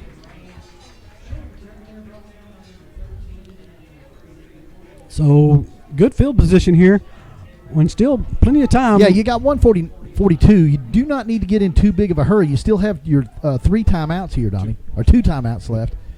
2 timeouts left for the Rattlers. And you can also work that sideline. So, and of course, if you get a first down, it'll stop the clocks momentarily till they get to the ball. So, Tolar needs to watch this clock, and they need to work it. Jackson in the shotgun with RC to his right, 3 receivers to the far side. Going to pitch it out to RC. He's at the 45. He's in the side, and he is met right at the 50-yard line, short of the 50-yard line. And they're saying he didn't get out of bounds. What? Yeah, he should have just went ahead and got out of bounds. About a 4-yard pickup by RC. Second and 6. Brown's coming in. That's the big freshman Peyton Brown. Peyton Brown. 2 receivers to both sides. Jackson rolling out here to the near side. Has a man downfield. Oh, Matt Moore makes the catch right at the 33-yard line. Beautiful catch by Matt Moore. Beautiful catch. All right, now you got to watch that clock. That clock will start as soon as they spot it. 1:29 left. Plenty of time. Plenty of time. LaCruz helping out the freshman in the backfield. 2 receivers to both sides. Jackson in the shotgun. He's going to straight drop this time. Throws it to Big Brown. Oh, and it's over his head. Incomplete. That'll stop the clock. But that was a nice design play, though, running back out of the backfield to the middle of the field. We've seen that work a few times last year. Just couldn't quite connect there. So 2nd and 10, ball on the 33-yard line. Need a little bit more yardage for a very for a good attempt for a field goal. Yeah, right now it'd probably be about a 50-yard attempt if it stays right there. Brock Owens in the backfield to the left of Jackson. 2 receivers set to both sides. Straight drop. Now he's looking down deep in the field. Wyatt Jones is behind the defense. He makes the catch, and it's a touchdown for the Tolar Rattlers. Oh, what a beautiful, beautiful execution there, Donnie. Gosh, I hate the fact that post is there because it blocked me. What a great throw by Jackson. And Wyatt Jones had like 3 yards on the defensive back behind him.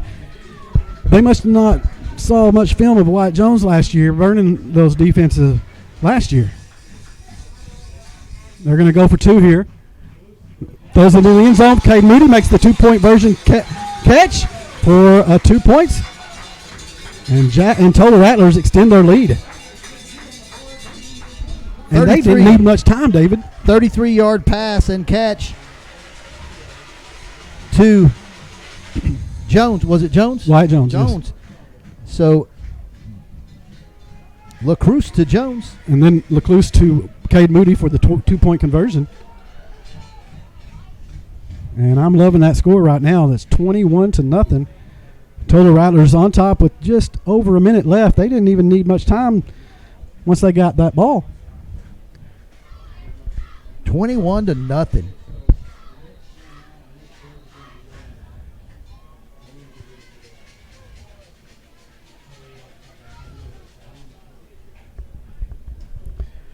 So right here you want to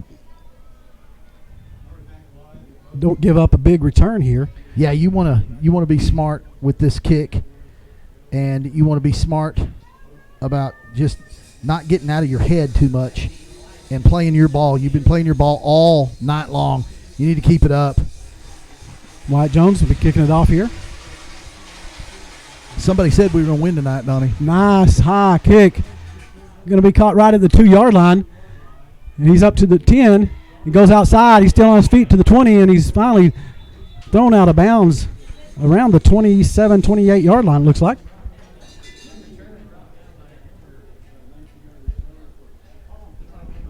So they have 1 minute exactly left here in the half to try to do something on offense.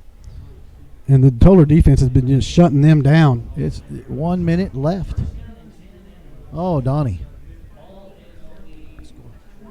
Yeah, I need to change that. Go ahead and talk. I got you.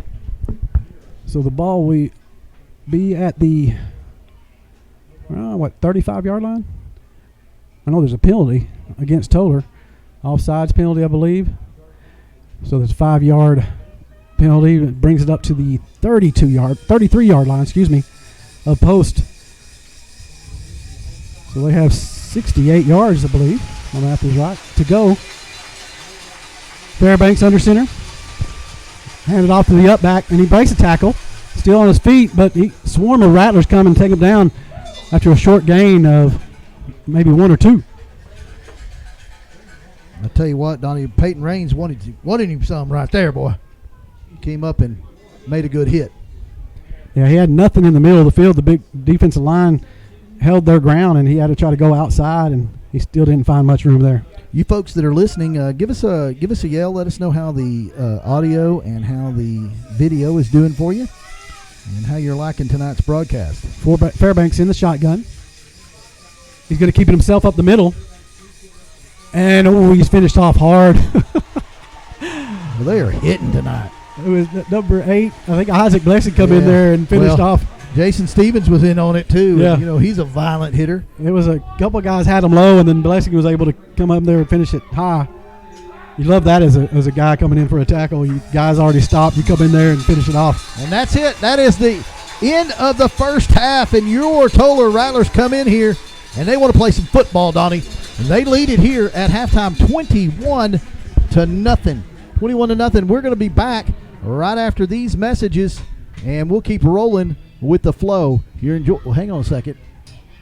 What are they doing here? Was there a penalty? Hang on a second. I think they're in the half. They're just talking. Okay, so that's the half. Yeah. So here we go. We're going to take a break, and when we come back, we're going to talk some football, Donnie. You're enjoying Rattler football on the Sports Scene. Wellington State Bank is now in Granbury, Texas. Located at 1343 North Plaza Drive, we are a hometown community bank you can count on. Wellington State Bank is your full-service bank that offers personal, dedicated service on deposit accounts, consumer, commercial, agriculture, and real estate loans, and other financial needs. Our branch offers all the commodities you need most, such as online and mobile banking, instant issue debit cards, bill pay, and now our new P2P feature. Send money instantly to almost anyone you know with the click of a button. Stop by our branch today and see any of our experienced local bankers at 1343 North Plaza Drive in Granbury. Wellington State Bank, your partners in progress and proud sponsor of the Tolar Rattlers. Member FDIC and equal housing lender.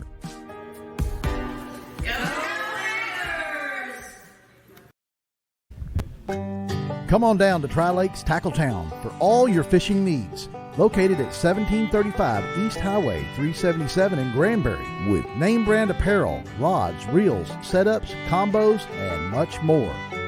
Specials every day and tons of inventory, and proud Tolar Athletics supporter. Located at 1735 East Highway 377 in Granbury. Don't you dare hit the lakes until you go to Tri-Lakes Tackle Town, or you won't catch the big one.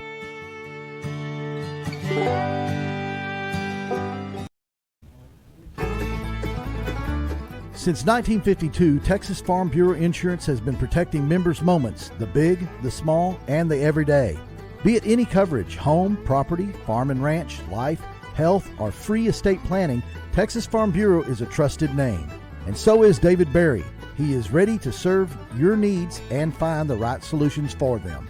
Call them today for all your insurance needs at 817-21. Well, welcome back, everybody, to the Sports Scene featuring your 2021 Tolar Rattlers. And we're going to enjoy some halftime. We're going to put this thing in the middle of the oh, goodness. Hello. Camera is panning too fast. Go ahead and talk. All right. So we're enjoying the night here. Tolar on top, 21-0. Been all Tolar. And a lot of defense, big plays, getting turnovers, and then the offense finishing some opportunities off. And it's, a lot different from last year where we lost 70-14. Yeah, we're going to enjoy us some Tolar Rattler band here and some Post band. The Post band, I believe, is out right now, and Tolar Rattlers Is the post man out, or is that Tolar? That's the post. That's post. Yes. So post will go first, and then Tolar will go second. But Donnie, let's talk about the scoring. Let's get to that real quick. Now, the key to the scoring is the defense. The defense of Tolar has been the story of this game so far. Capitalizing, the offense looking good, capitalizing on mistakes. A couple of fumbles and field possession. That's what's been able to get them in that end zone. And I love that drive they made to get that last touchdown, Donnie. Talk about how they executed with that little bit of time on the clock, and they left more time than I wanted them to leave. Yeah, I think it only took them around 40 seconds to score, and we thought we'd have a hard time just getting in field goal position. But obviously the big touchdown throw to Wyatt Jones, Jackson hit him right in stride, and making big plays. Tolar making the big plays. Post haven't. They had one big catch by the big tight end, but they've hurt themselves with the turnovers. But Tolar's also really done a great job on the running tag, and Post is a running team. That's what they do. They're 3 or 4 times more running the ball, and then I imagine this year will even be more because the quarterback they had last year was pretty good, and they didn't. They still had a big difference in running the ball. So the defense for Tolar, especially the linebackers, doing a great job of penetrating and stopping them running backs before they get ahead of steam. And again, this is a tribute to what they did in the offseason, Donnie, that weight room and getting bigger, stronger, and faster. And the execution that Coach Mullins has installed and his staff has installed in these players looking really good. And I like the change-up of pace with LaCruz and Blessing. It seemed to have caught Post by surprise. Yeah, for sure. And a lot of that is, obviously we talked about it at the pregame. Tolar brought back, majority of their team back. They lost a couple of starters on defense and offense, but and then had a lot of guys that were backups that are starters this year, getting a lot of playing time last year. So they have that experience this year, even though they still are more underclassmen on the roster than seniors. But that's the difference. Got that varsity experience, and Post is a little bit struggling trying to find where they're at as a team because they did lose so many players last year. But you still have that tradition that they have. You went to the state championships 2 years in a row. And matter of fact, I got to mention this. Tolar tonight, 21 points. Last year, there was only one team that scored over 14 points against Post, and that was in the state championship game by Shiner. Everybody else, there was a couple teams had 14, and that one of those teams was Tolar, and the rest were in single digits. So, yeah, you got to give your hats off to Tolar tonight. Oh, man. Oh, most definitely. Let's go through the scoring here, Donnie. In the second quarter, Blessing gets the 1-yard run, and the kick was good. It was 7-0 at the 11:49 mark, and then Tolar struck again in the second quarter. All the scoring was in the second quarter, Donnie. 9-yard pass from Blessing to who caught that first one, Donnie? Was that Jones? Oh man, don't give me. I think that was Jones. And then the 2-point conversion was no good. It was 13-0 at the 5:51 mark. Then it was LaCruz to Jones on a 33-yard passing catch. The 2-point pass to Cade Moody was good. And at the 106 mark, we led 21-0, and that's where we are at halftime. And, Donnie, it's going to be real hard with a running team like Post to be able to capitalize and get back into this game. 21 points is a lot, but they're capable of doing it. You've seen them put up a lot of points in their games, and they're capable of doing it. Tolar needs to keep on executing on defense against that run, force them to pass. They've actually only executed one good pass on us. The others, they've had opportunities. They had the little screen in the middle, which would have went for big yardage, missed on that one, and then missed on one on the outside. So pass defense, we need to be aware of it. They're going to throw more in this second half. Yeah, you're going to look for that for sure. And obviously, Post had a few chances there on some pass plays that just they couldn't connect from the quarterback to the receiver. Had some open space, open receivers, but just unable to connect. And, obviously a lot of that has to do with the Tolar defense getting that pressure on the quarterback, feeling like he's got to be, rushing that throw. You're going to have to watch out for the big tight end, number 33, I think Colorado recruit. Colorado. Yeah. I mean, he's a big target. Looks like he's around 6'6" or so. Big fella. Looks like he's ready to play college football right now. But yeah, watch out for the passing game here in the second half. Watch out for that guy. He's just a little taller than me, and he's a big old boy. So and it looks like he's got a little bit of speed too. So you want to watch out for that. So we're going to take a break. We need a break, Donnie. I need a break. Before I do that, I want to say the sports team would like to thank some very, very special people to make all of this possible. We're going to thank Alicia Owens, Stacy Wellman, Barbara Brians, Mr. and Mrs. David Barry, Shay Masagamba, and, of course, our photographers, Melissa Carroll and Kelly Moody, for the tireless efforts that they have put into this program to help us get to where we are. And I also want to throw a big special thank you to Coach Mullins, because Coach Mullins, Donnie, he works with me to make sure that we are going to be able to do a broadcast that people might want to listen to and watch. So, and I want to thank you. Yeah, we appreciate it. I think we're doing okay. We're doing okay for the first game, I think. Yeah, well, I got the easier job. I just got to talk, and you got to talk do 80 and things. Run the board and 80, do the camera and things. Try to keep up with the stats a little bit. So, yeah.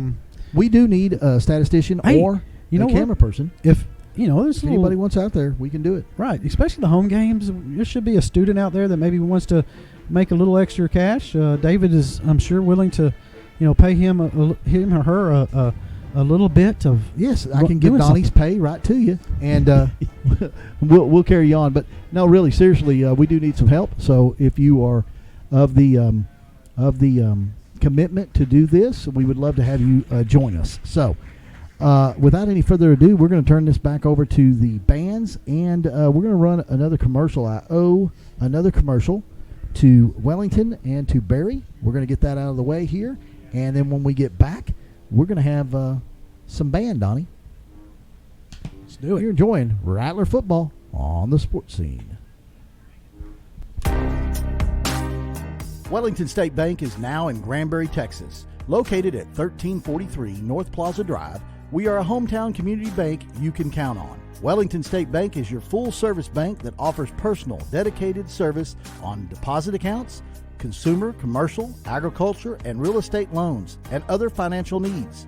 Our branch offers all the commodities you need most, such as online and mobile banking, instant issue debit cards, bill pay, and now our new P2P feature. Send money instantly to almost anyone you know with the click of a button. Stop by our branch today and see any of our experienced local bankers at 1343 North Plaza Drive in Granbury. Wellington State Bank, your partners in progress and proud sponsor of the Tolar Rattlers. Member FDIC and equal housing lender.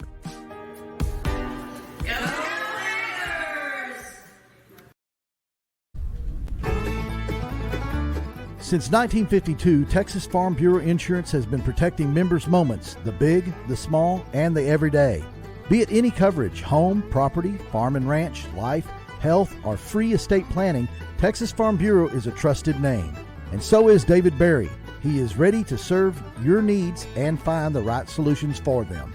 Call them today for all your insurance needs at 817-21.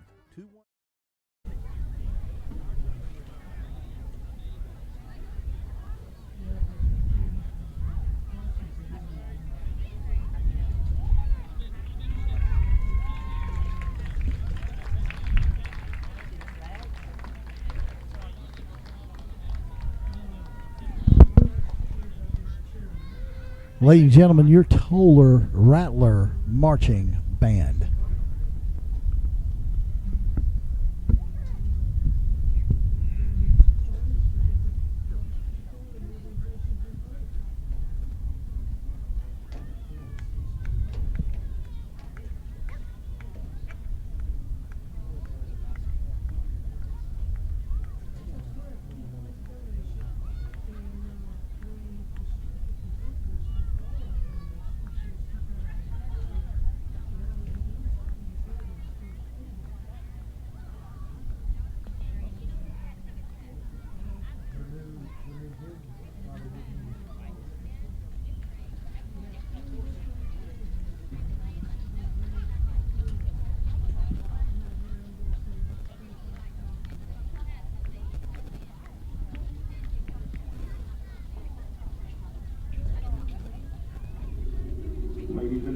please welcome the Tolar Rattlers Marching Band.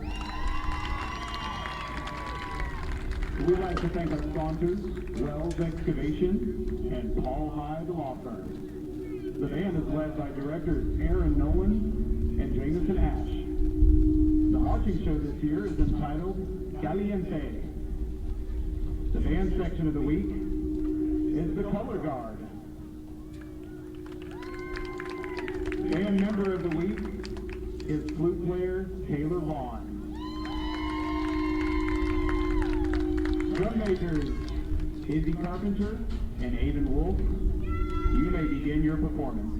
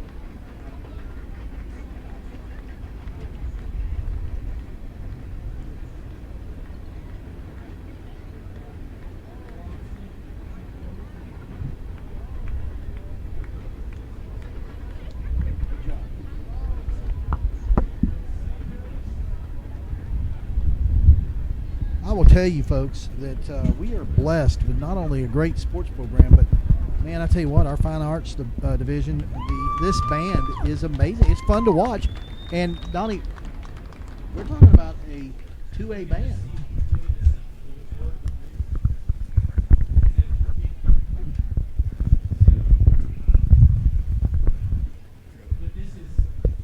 You know, to be that good, you're usually a 4 or 5A band, but that's a 2A band, and it's one of the best I've seen around in a long time, Donnie Wood. Yeah, that's their first performance of the year. So Tolar's always had an excellent band, though. That's no surprise. So if you're just joining us, not much has happened here tonight. The Tolar Rattlers coming in after losing last year's game. What was the score, Donnie? 70-14.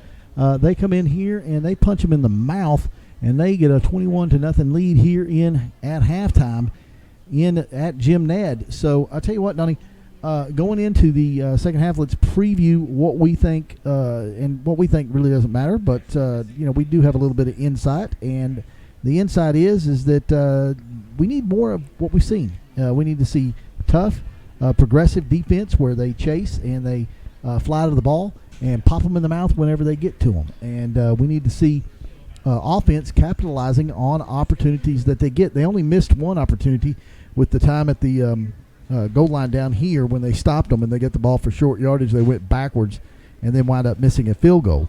But other than that, it's been all Tolar Rattlers. It really has. You just come out and do what you've been doing, like you said.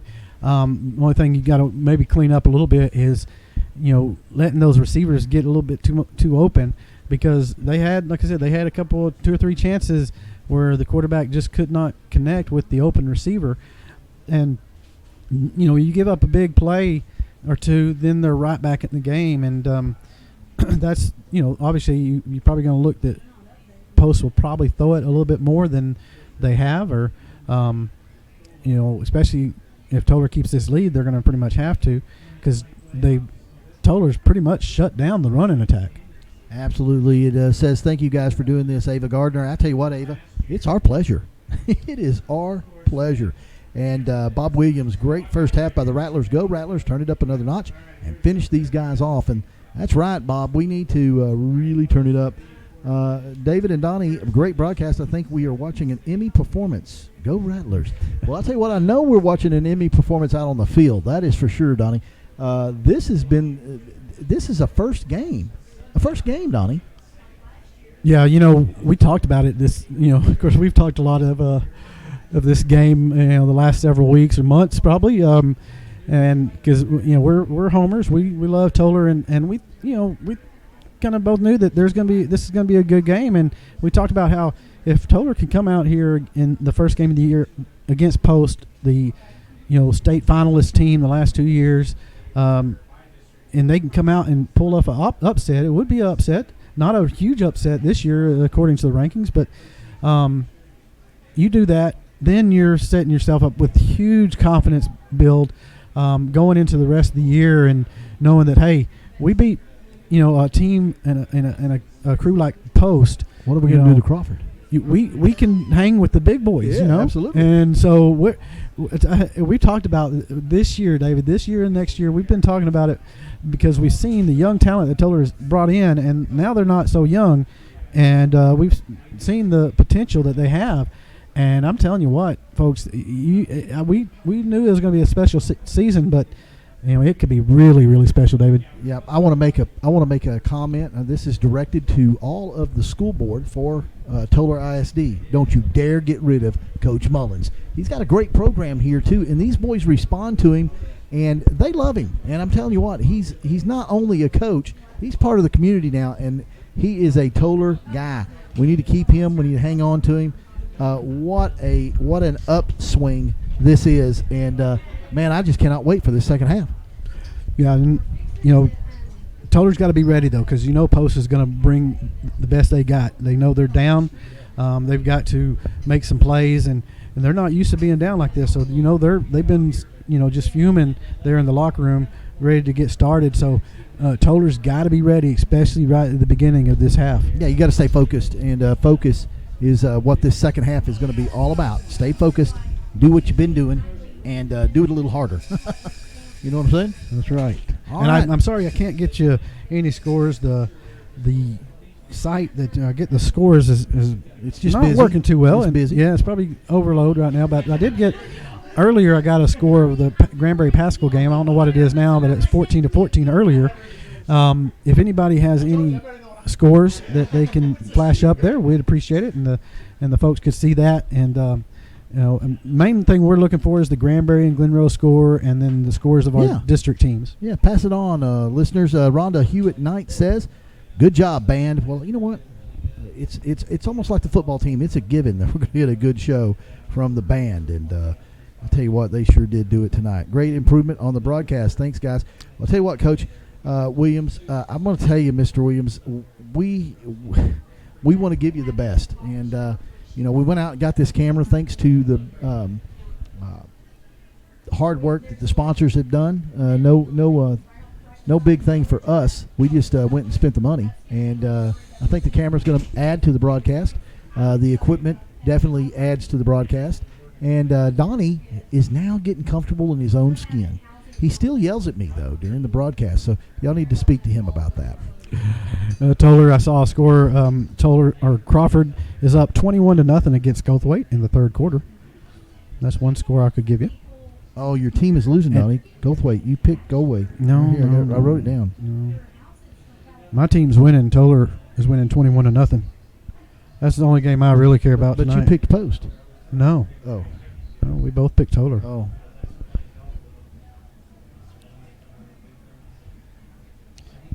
They and on the site, the Texas Football Live, they have Tolar and Post 21 or 0-0. So I'll see if I can fix that. Well, there they come. Your Tolar Rattlers out on the field. Boy, I tell you what, I am really looking forward to the next 2 quarters of football here, Donnie, and seeing what kind of character we have, and if we're going to be able to keep this going. Now, we get the football here to start off the second half, Donnie. That's right. So, nice start and drive here would be really nice to get things going, take some time off the clock, because you want to extend your drives and try not to leave Post with a whole lot of time when they have the ball.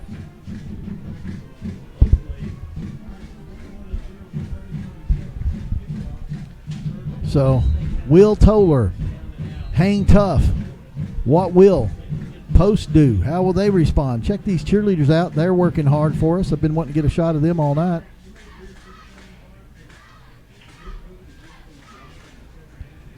Fang's out there somewhere.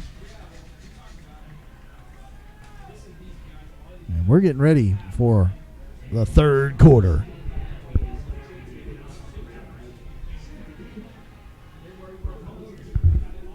Put my glasses on so I can see and get this thing going.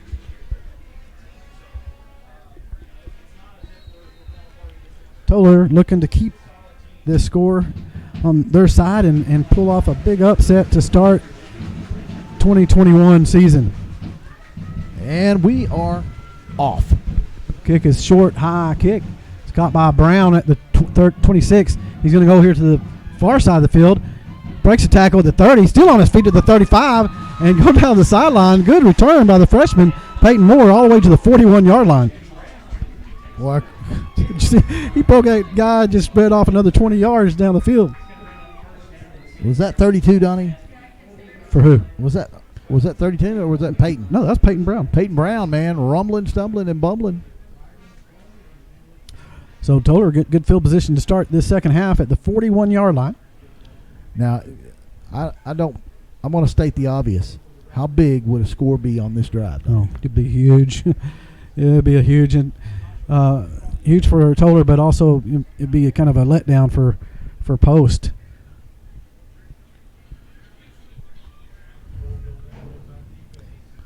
So LaCruz, the play clock down to 17, breaks the huddle.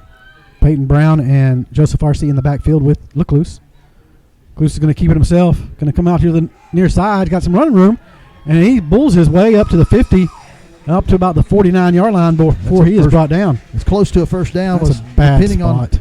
Depending on where that is a bad spot. I mean, he was at the 49, and then they brought him backwards. It's forward progress. But I don't mind it, Donnie, because it brings up second and very, very short. You've got some options here. And so good run by LaCluse, running hard. Man, this offense looks good after they got going tonight. Really looking sharp. 2 receivers to the far side. Matt Moore, the lone receiver here to the near side. LaCluse in the shotgun. Swing pass over to Wyatt Jones, makes the catch, and he gets the first down. They should get him forward progress. He gets enough for a first down. Right at the 49. They give it to him, and it'll be a 1st and 10. Ball in Post territory. 10:56 mark. That's good hands, David, by Wyatt Jones. Jones. Great hands because he threw it just a little bit off mark, but if you're in the vicinity, he's going to nab it down, I'm telling you. Yeah, knowing that you're about to get waylaid, to be able to keep that catch. So 2 receivers to both sides this time. RC, the running back in the backfield with LaCluse. Snap, drop back, Swing pass over to Owens at the 45-yard line. Ball is dropped, but no, it's going to call it incomplete. RC was able to get in there and get the recovery, though, but they're going to call it incomplete. That was close to being a completion and a fumble. Yeah, Jones was there, and the post defensive player was able to put a good pop on him and just jar that one out of his control. So going to bring up 2nd and 10. Yeah, one thing Wyatt Jones has showed also tonight is he can take a hit. Trips here to the near side. Barron's the lone receiver to the far side. RC to the left of Lecluse. Jackson going to hand it off to RC up the middle, and he's hit right behind the line of scrimmage, and he is able to get back to the line of scrimmage. No gain. 3rd and 10 here, and the clock will run. That's one thing, too, that we need to talk about, Donnie, is clock management here in the second half. You got a 21-0 lead. Clock management is key here. So quickly at it, 2 receivers to both sides. Lecluse straight drop back. Throws it downfield to Matt Moore. Matt Moore is going to make the catch at the 20. Breaks away, and he's going to go into the end zone for a Tolar Rattler touchdown. Touchdown, Tolar Rattlers. Oh, my goodness, Donnie Wood. The throw was underthrown, but Matt Moore did a great job of coming back and getting it and fighting off the defensive back to make the catch. 49-yard pass and catch. Lecluse to Matt Moore. First drive of the 3rd quarter. I'll tell you what, David. Wyatt Jones going to try the extra point. That snap is back. The hold is down. The kick is up, and it is right down the middle. Good. So we're at the 9:54 mark of the 3rd quarter, and your Tolar Rattlers leading this one 28-0. We're going to take a break. We'll be back with more Rattler football right after this. Wellington State Bank is now in Granbury, Texas. Located at 1343 North Plaza Drive, we are a hometown community bank you can count on. Wellington State Bank is your full-service bank that offers personal, dedicated service on deposit accounts, consumer, commercial, agriculture, and real estate loans, and other financial needs. Our branch offers all the commodities you need most, such as online and mobile banking, instant issue debit cards, bill pay, and now our new P2P feature. Send money instantly to almost anyone you know with the click of a button. Stop by our branch today and see any of our experienced local bankers at 1343 North Plaza Drive in Granbury. Wellington State Bank, your partners in progress and proud sponsor of the Tolar Rattlers. Member FDIC and equal housing lender.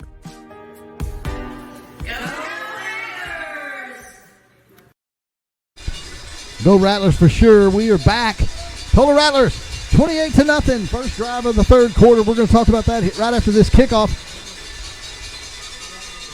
High, deep kick to the right side, and it's Muff there. Gets behind the receiver. He picks it up at the 5, and he breaks a tackle at the 5.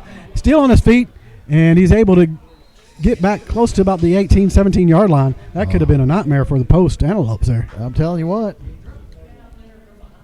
When you're behind like that, Donnie, your concentration can kind of get away from you. Let's talk about it. First drive of the 3rd quarter, the Rattlers go down. They score on 49-yard pass play. What does that do to the opposition? What is in their minds over there? Right now, they're going to have to start pressuring themselves, and that could lead to some mistakes as well. So, be interesting to see what happens here. Little pitch. The running back, and he is hit right at the line of scrimmage. A short gain of maybe 1. I want 70. I tell you what, I'm telling you, after this game, if the way this keeps going, the 2A Division I football world is going to be having their eyes on Tolar Rattlers, thinking, "Oh my goodness, what is going on down there in Tolar?" We talked about it at the pregame, Donnie. It's no surprise that Tolar is better. They're more experienced, and Post is not as good as what they were the last 2 years. State finalist. Graduation took a toll. Yep. Fairbanks under center. He's going to roll out, looking to throw the ball. Now he takes off and runs, and he's going to get about 4 yards maybe on the play. We'll give him that. Didn't have anybody open. The secondary doing their job of covering those receivers. Going to bring up a 3rd down. Third down and 5. Yeah, you knew Post having to come out in this series, they really needed to get something going and try to score on this drive. Down 4 scores. 24-yard line. We'll see what happens here. Fairbanks will be under center. 2 receivers to both sides. Going to pitch it. Number 12 has it, and he's hitting the back of the field. And the Tolar Rattlers whole team is on that play. Oh, my goodness. Stars Stars of the game. The offense has had its moments, Donnie, but the stars of the game tonight is the defense. Yeah. The defense is just playing amazing football. I'll tell you what. This team has some talent. They got D1 players out there. Yeah, you got to give credit to the defense for Tolar. Last year, that was one of our weaker areas. They gave up a lot of points, and they have turned 360 here. Here we go. They're going to punt, and now Peyton Raines going to be standing around his 41. Should be good field position. High kick. He's going to bounce in front of Raines, and he's going to have to go pick it up at the 28. Makes the man miss at the 32. Still on his feet, and he's going to get all the way up to around the 42-yard line. Good return by Peyton Raines. After a good punt. So Tolar's going to come out, Donnie. This is their second drive of the third quarter.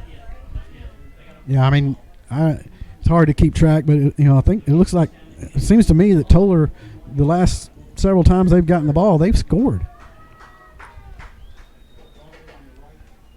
Yeah, and it's all about confidence, Donnie. They have developed quite a bit of confidence coming out in this.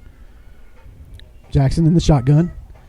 Going to hand it off to RC. Up the middle, he's got a hole. He speeds his way up for a first down all the way up to around the 48-yard line.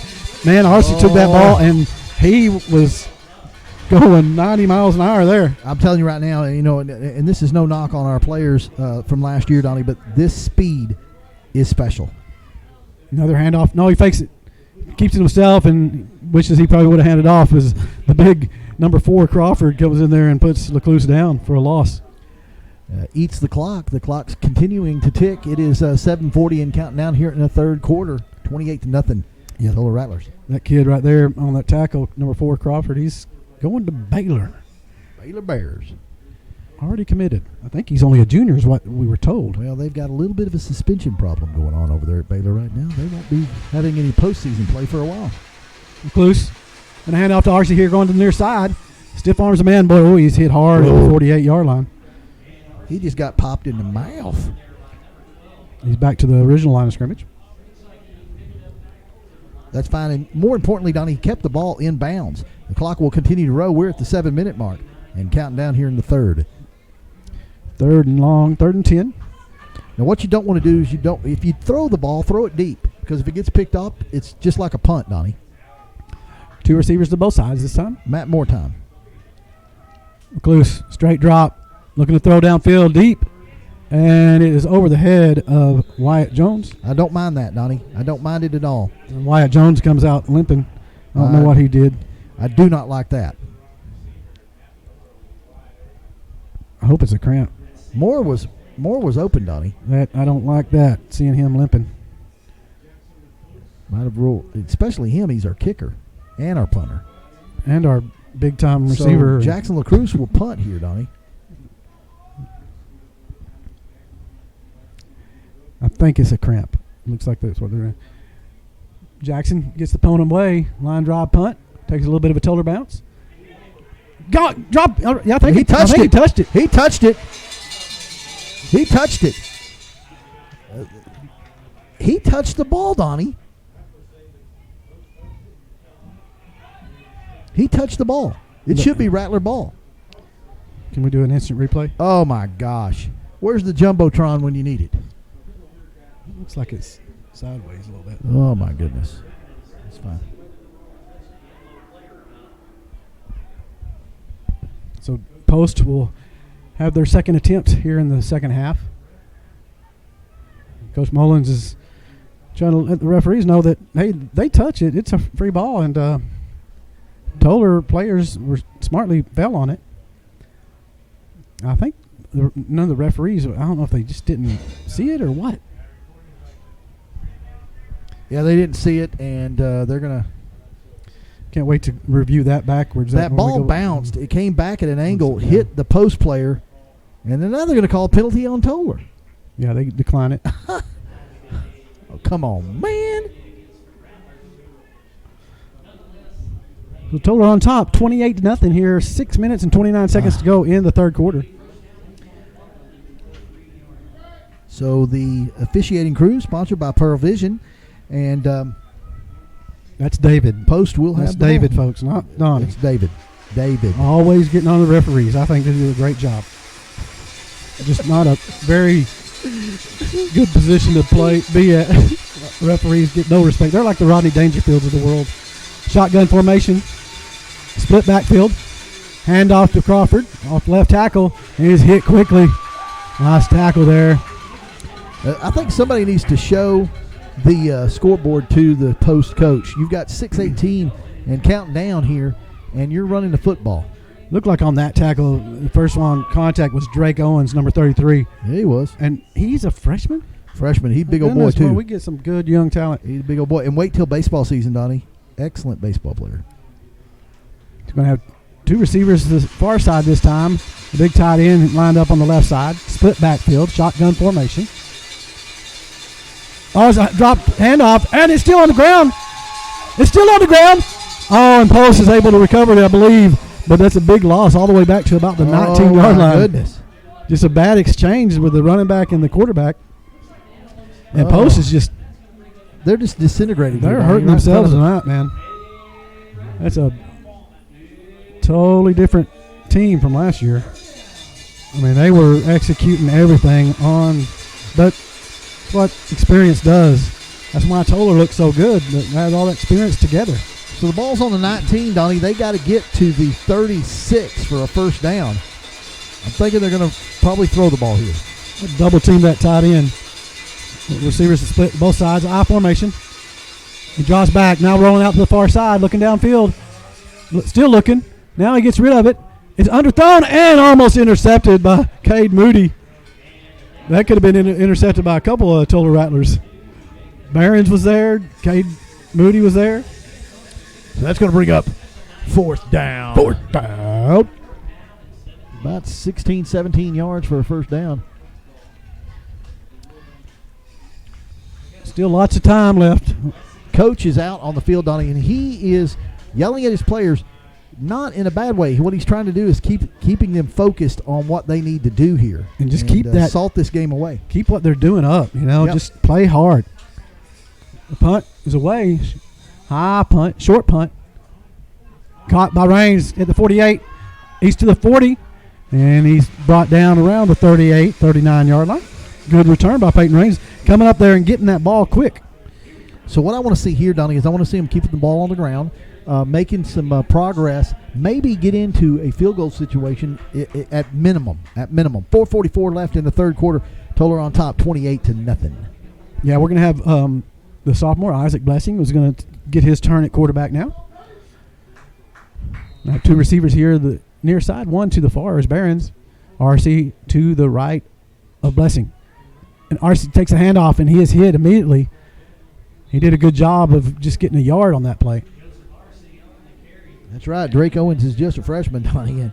And Ms. Carr, we know that. And he is a good freshman. So here come the Rattlers. Blessing in at quarterback. Second down and still 10. This is going to go a long way, too, Donnie. When you give LaCruz some rest and less bang. We'll throw here to RC in the flat. Makes the catch. He's breaking tackle to the 30, and he's got a first down all the way to about the 21-yard line. I love that play. It's a high percentage pass play. Very, very safe. Very, very and did you notice, Donnie, I don't think we've had any holding penalties tonight on our offensive line. Yeah, and you saw that speed. Just took it this way a little bit. I'm getting so upset, man. Blackson's going to take it right up the middle. He's pushing his way up for a couple of yards. Maybe about 3. Brings up second down and 7.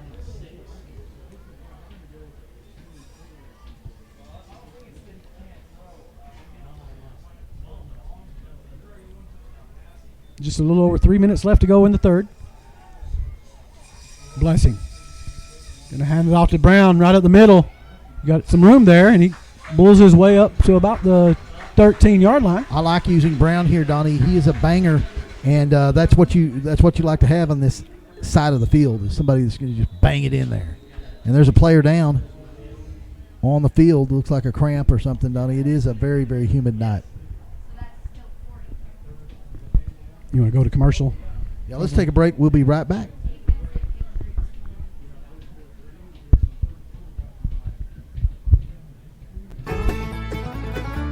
Since 1952, Texas Farm Bureau Insurance has been protecting members' moments, the big, the small, and the everyday. Be it any coverage, home, property, farm and ranch, life, health, or free estate planning, Texas Farm Bureau is a trusted name. And so is David Berry. He is ready to serve your needs and find the right solutions for them. Call them today for all your insurance needs at 817-21. So the player's up and able to make it off. And Donnie, that's number 4. Oh, that's a big loss for them. Hopefully he's okay. That's Crawford. And so now I'd probably attack his side right here. how's that look? No, I think that's straight. Yeah. Yeah, we just, Here we go. it's hard to get a whole field. That corner is I'm just. telling you.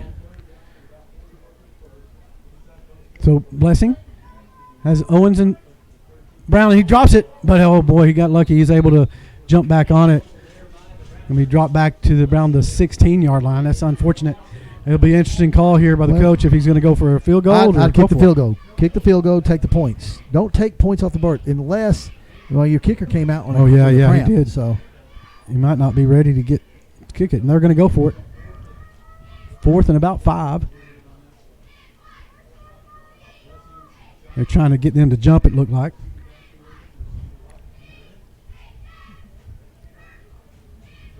Straight drop. Blessing looking in the middle of the field. Oh, he just overthrew Cade Moody. He had a step on the defensive back as well. he sure did. Who is that down on the ground? Is that Brock? Yeah, Brock Owens. Yeah, Brock a little Owens. slow to get up there after that play. Got knocked out of his breath. Well, that'll be a turnover on downs, Donnie, but it is deep in post territory. Yeah, and again, you had the opportunity, though. I think Cade was able to get a little bit of separation there in the middle of the field. Well, now, I don't understand this, Donnie. Wyatt Jones is out on the field. So I would have kicked the field goal. If he's able to play defense, he's able to kick that ball. Well, 1st down and 10 for the Antelopes. Looking to do something on offense. Tolar throwing a shutout so far tonight. Ball at the 15-yard line. And there's a timeout by Post. Had to. We'll take a timeout here. You're enjoying Rattler football on the sports scene.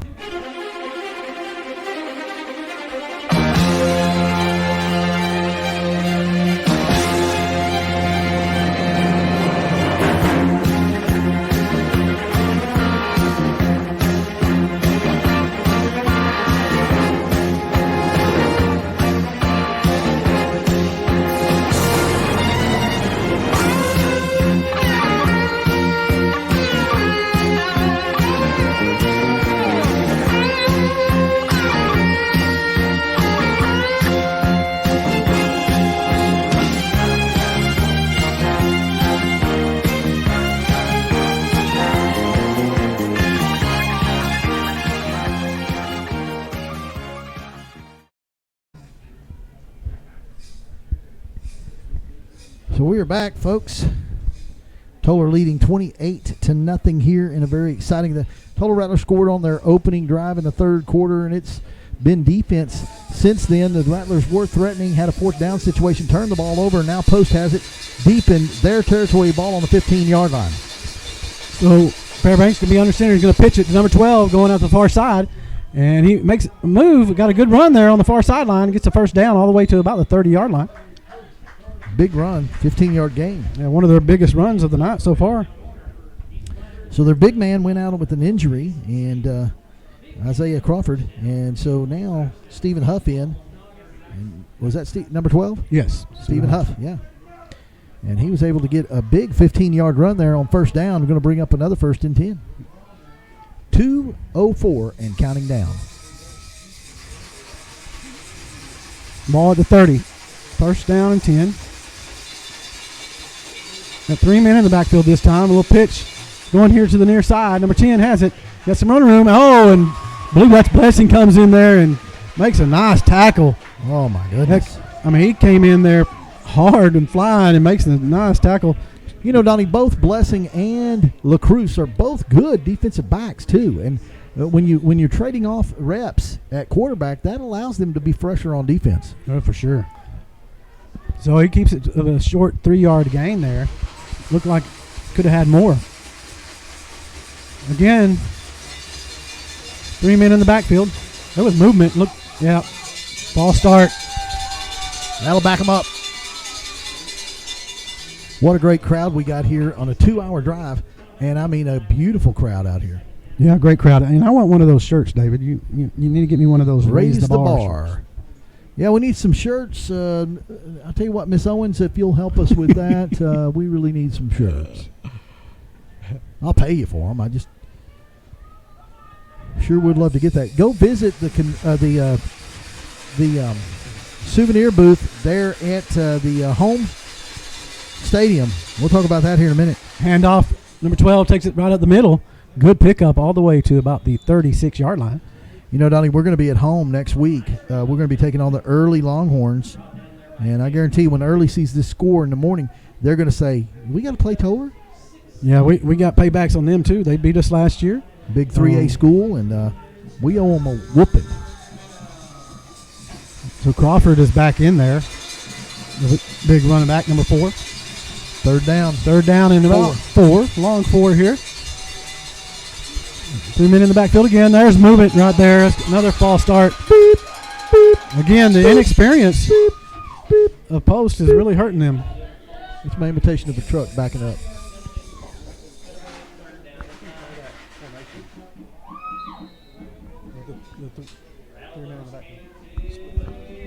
I know that. There's 3 guys back there. Yeah. They break the huddle. Quick handoff. No, he keeps it himself, rolling out to the far side, makes a man miss, and he is going to be brought down, though short of a first down of a couple of yards. I'll tell you what, if you're Post, you're on the 38-yard line. You're looking at a 4th and 2 here. Yeah. And you got to really think about this. They're going to call a timeout to talk it over, Donnie, and that's pretty a smart move right there on their half. All right, we're going to take a break. You're enjoying Rattler football on the sports scene.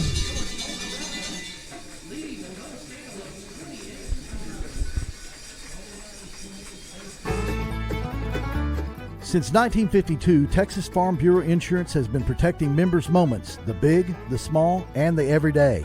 Be it any coverage, home, property, farm and ranch, life, health, or free estate planning, Texas Farm Bureau is a trusted name. And so is David Berry. He is ready to serve your needs and find the right solutions for them. Call them today for all your insurance needs at 817-21. I tell you what, everybody's playing tough tonight. Donnie had broke some ribs, and he's been standing up and giving it all he's got tonight, so he's playing a little injured. How you feeling, little brother? I was feeling really good earlier, but it's starting to wear on me a little bit, to be honest with you. But I'll be all right. You know, a big win, we pull this off. Make you feel good. Makes it feel a lot better. So you feel good. Well, you shouldn't have took those mushrooms earlier because that's going to mess with you. We are in the 4th quarter, folks. Yeah. 4th quarter, 4th down and 2. They got, I don't know what they, I think they got the chains kind of messed up. So I think it's 4th down and 2 yards. If Post doesn't make it here, I mean, it might be time to bring out Dandy Don. The old timers like me and you will know who that is. Old Money Nut football crew. Won't be pulling them out quite yet, though. So Post looking at a big 4th down and 2 at their own 38-yard line. Will the Rattler defense do it one more time? Fairbanks. Oh, there's movement. Oh, my goodness. It got them to move. Oh, my goodness. How do you do that? Well, the Rattlers, remember last year, Donnie, they were able to do this to a lot of teams. What they do is they jump. The linebackers jump forward. The defensive line stays set, and what that does is that movement in the back causes those lineman to jump, and that's exactly what happened. Now, David, they had a decent chance to make that 4th and 2. Now they're going to have to punt. 4th and 7. Peyton Raines back, standing around his 40-yard line. Low snap. He's getting behind the punter. He's able to pick it back up. Now he's rumbling around. He's looking to throw. He throws it, but it's intercepted, and Tolar is going to get into the end zone. That is Barons, number 20. Matthew Barons. Barons, a freshman. No, he's a sophomore, isn't he? Oh, the sophomore, yeah. Barons picks the ball off and rambles into the end zone on a botched punt attempt. Oh, my. Sing it, Donnie. No, not yet, but that's getting close. That was incredible. So it was a bad snap on the ground. Punter had to go back and get it, and he was able to go back and get it, but then he starts looking to throw, and he tries to throw it, but the Tolar defense is right there, and Barons is able to pick it off, go into the end zone. Snap, the hold is down, kick is up, and it is perfect for Wyatt Jones. This is unbelievable, folks. 35-0, Tolar Rattlers on top. Just the start of the 4th quarter.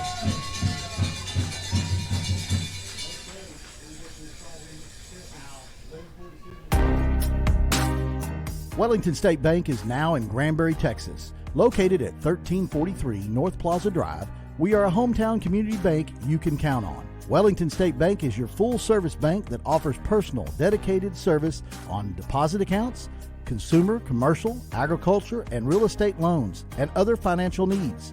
Our branch offers all the commodities you need most, such as online and mobile banking, instant issue debit cards, bill pay, and now our new P2P feature. Send money instantly to almost anyone you know with the click of a button. Stop by our branch today and see any of our experienced local bankers at 1343 North Plaza Drive in Granbury. Wellington State Bank, your partners in progress and proud sponsor of the Tolar Rattlers. Member FDIC and equal housing lender.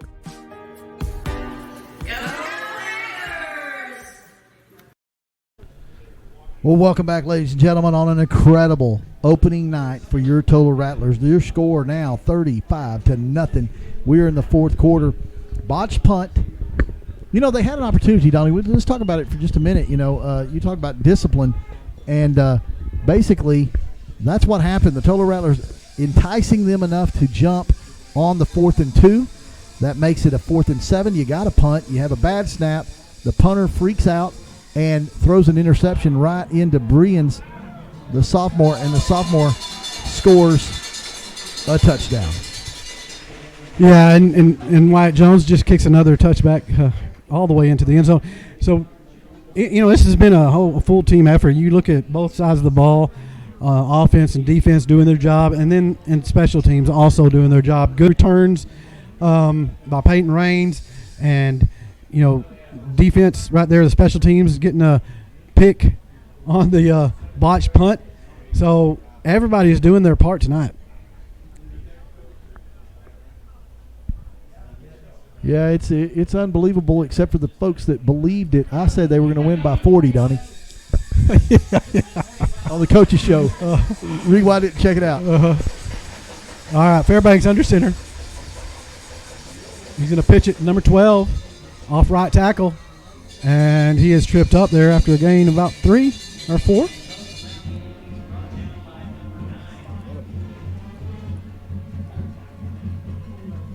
So 2nd down and about 6 for the Antelopes. Got a bad camera angle here, Donnie, so I'm going to have to hold it up in the air. Uh-oh. And the 4th quarter just really getting going here. Tolar just wants to keep up what they're doing. Don't let up. Fairbanks takes the snap, going to pitch it to Crawford. He's going out to the outside, the far side. Stiff arms a man, and he is tripped up for a loss of about a yard on the play. That was Brock Owens. He's down again, Donnie. He's going to walk off the field. Yeah, Brock Owens on the tackle just cuts him out at the legs. And that's the way you got to do that, big old boy. That's a Donnie Wood tackle right there, right. Folks, you're looking at a Tolar Rattler team beating up state finalists from the last 2 years I know they lost a lot of players, but you still have that, that team that knows how to win, and Tolar's just not giving them anything. Number 12, he is hit hard. Oh, my gosh. Brock Owens comes in there. Oh, my goodness. That number 12 is like, okay, did you get the number on that truck? I'm not sure that they are bigger than us, Donnie, but we're hitting bigger than them. Yeah, I mean, that's actually a close on the size factor. I mean, you have a couple of guys on post that are bigger than anybody in the stands. But so Matt Brians is ready to intercept another one from the punter. There you go. Peyton Raines standing around the 42. Short punt. You got to get away. Takes a Tolar bounce. And they're going to be in good field position already in post territory at the 44-yard line. So LaCruz will come out and run the ship here with 9:36 left to play. Your score here 35-0. And Tolar, they get this one, will you sing? Yeah, they win this one. I am singing. So Donnie says he's going to do some singing here in just a little bit. Peyton Brown and Joseph Arcee in the backfield with LaCruz. 2 receivers to the far side, 1 to the near. There's a whistle. Timeout for Post. Post needed about 15 timeouts tonight. They just, they're going to get better as the season goes along. Obviously, that Coach Pittman, he's a good coach, and he'll get them back in line. But, boy, Tolar just came out with uppercuts and left crosses all night, not letting up one bit. And the thing about it, Tolar, they believe. Those players down there believe that they can do something special. They've been looking forward to this, season to start since right after the whistle blew against the Lindsay game. And that hard work is paying off tonight, folks. Tolar on top, 35-0. I touched on this for just a second while ago, Donnie. I want to continue it. The band, the cheerleaders, the student body, and the parents that have all made this over 2 hour trip out here. Man, Tolar special. Really is. 2 receivers to the far side. Perrin's the low receiver here to the bottom. LaCluse going to keep it himself. Makes the man miss. He's at the 40.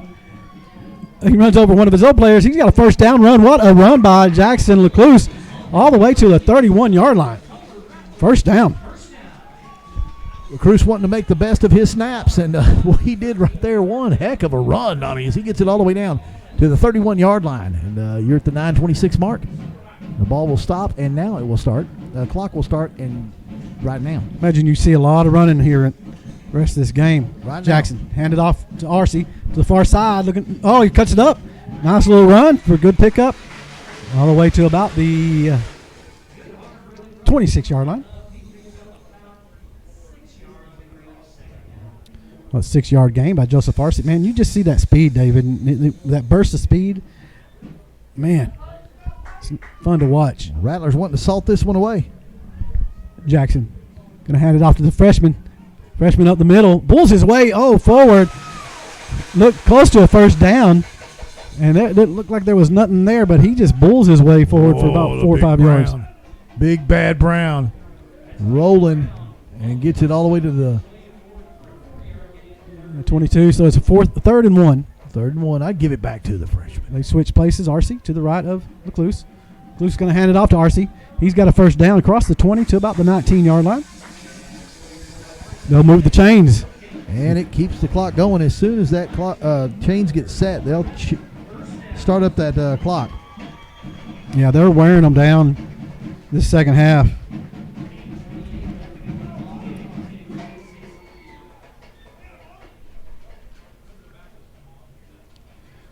Two receivers to the far side. Matthew Burns down here to the near side. LaCluse going to hand it off to Arcee, and he is hitting the line of scrimmage. Luckily, is able to get maybe a yard on the play. Looks like there's a flag. Offside on the defense. So it's nothing going right for Post. No, it's not. And Arcee's coming out. Owens is coming in. 8:06 left. This is going to bring up a 2nd and 5, Donnie, after the mark-off. 1st and 5, right? Yeah, 1st and 5, sorry. Jackson. Hand it off to Brown. No, it's a throw. Wyatt Jones makes the catch, and he's into the end zone for another Tolar Rattler touchdown. That is a hat trick for Wyatt Jones, I believe. Yes, 3 touchdowns to Jones. Wyatt throw in a nice pattern, just a quick slant. And Jackson and LaCluse, they were expecting to run, and Jackson hit it right on the numbers to the very talented Wyatt Jones. We get him this year and next year. That's what I'm talking about. So Wyatt Jones will try the extra point. Matt Moore is the holder. Snap, the hold, the kick is up, and it is good once again. 42-0. Donnie? Turn out the lights. The party's over. They say that all good things must end. Turn out the lights. The party's over. I don't remember the rest of the song. It's over, David. I'm saying it right now. It is over. Over. 7 minutes. 8 minutes left to play, David. Tell me what that score was last year, Donnie. 70 post. Tolar 14. 70-14, and it is a memory, folks. Revenge is a dish best served cold. Except for tonight, it's very humid. Very humid. Yeah, and then a lot of players are battling cramps, and that's obviously going to happen with this heat and first game of the season. Amazing game, says Jamie Boston. You're not kidding. This team is bigger, stronger, faster, more aggressive, and their experience really shows. Their confidence will grow as the season goes on. So much fun to watch them in progress. And, Mark, you are 1,000% correct. Yeah, this is just game 1. So Wyatt Jones lining up to kick this ball off. Another good deep kick's going to get into the end zone once again. Man, the Cowboys could use Wyatt Jones, right? Well, I tell you what, Jeff Zerline, he's Wyatt Jones may graduate early, and I'm just saying. And I hear he's a stud soccer player too. Yeah, he I wonder if is. he's still playing soccer. Man, that's a talented player, man.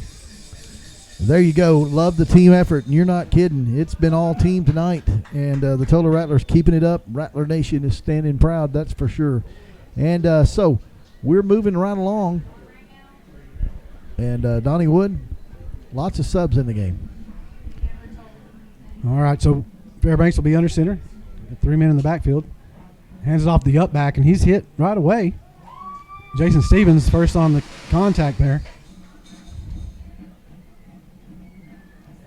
They get maybe 2 on the gain. And there's a referee timeout. Oh, no.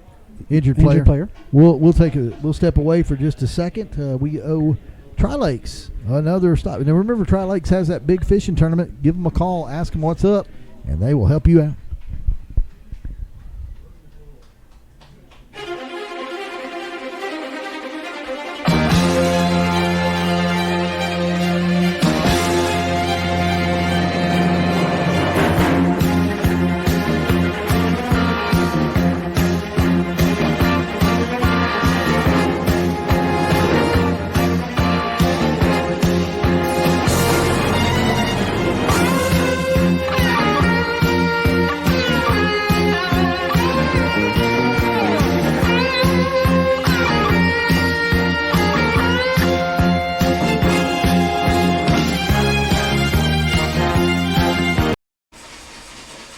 Back at it. Number 12 takes the pitch, and he's hit right away. Man, what a play by the defense there. Another loss on the play. I love that commercial, Donnie. Talon Brown, who had a pick 6 last night, Donnie, in his first ever football game. I'm not just saying first ever high school football game. I'm saying that was his first ever football game. Had a pick 6, ran it in for a score last night as the JV got the big win yesterday as well. You know, nobody's going to want to play Tolar. It's going to be hard to get teams to play us. Yeah, number 52, Oakley Safer, was first on the tackle there on that last play, and it was another loss on the on the play there. Tackle for loss. Tolar's had a lot of those tonight. 3rd down and 9. Fairbanks under center. He's sacked, and the ball's loose. And he picks it up. Number 40, that's the freshman Peyton Brown. Now he loses it, but believe Tolar was able to get it back. A big sack, and he makes the quarterback. And Tolar does have the ball. Yeah, he lost it, and Brown falls on it. I'm going to tell you something. Safford, Donnie, was part of that as he disrupted them at the line. And, Coach was talking about that to me. He said Safford's come on really hard this year and really showed a lot of promise. So that's going to be another added feature for your Tolar Rattlers. Now there's two freshmen on this varsity tonight, Peyton Brown and Drake Owens, and both of them have made a impact in the first game of the year. That's pretty impressive. So Jackson brings up the offense ball on the 18-yard line. We have two receivers to the far, one to the near, Peyton Brown to the left of Lecluse. He takes the handoff. He's hit, but he breaks a tackle, and he's still on his feet up to about the 11 or 12-yard line. And I'll tell you what, that is an impressive tackle that he broke, because who he broke that off of was the big number 33. Yeah, and I'm telling you, right, Brown wants him some downtown, if you know what I'm talking about. 6 minutes left in the contest, and Tolar not content with the 42 points. They want more. I can't get over that. That was an impressive run. He broke that tackle against the D1 talent, number 33. So second down and about 4. Jackson in the shotgun. Going to hand it off to Brown again. He breaks another tackle to the 10, to the 5, and he's into the end zone for another Tolar Rattler touchdown. Buddy, you got my camera shot. Oh, man. That's all right, though. I couldn't see. Brown in the end zone. Man, I'll tell you what. I can't get over the fact that you got so much talent on this team, and then you got a freshman out there doing what he's doing on offense and defense. And he broke another couple of tackles on that touchdown run right there. Was that an 18-yard run? No, it was about I can't remember where it was. Wyatt Jones, try another extra point. Bad snap. He pitches it. No, their whistle blows it dead, thankfully.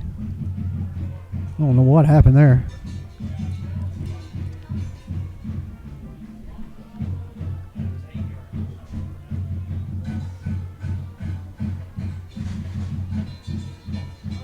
Well, they're sorting this out, Donnie. What's going on? What's going on? Yeah, they're sorting that out. Yeah, there was a penalty. Yeah, there's a penalty, so they back him up. But that's okay. There ain't nothing for Wyatt Jones. This will be the third score in the. This will be a third. This is good though, because this will give Jones some practice on field goals. He spotted at about the 17-yard line. Snap, the kick is up, and it is no good this time. Wide left. I'll tell you what. You know what? Season's over. We missed an extra point. How about it? Your Tolar Rattlers now leading 48-0. We're going to be right back right after this message.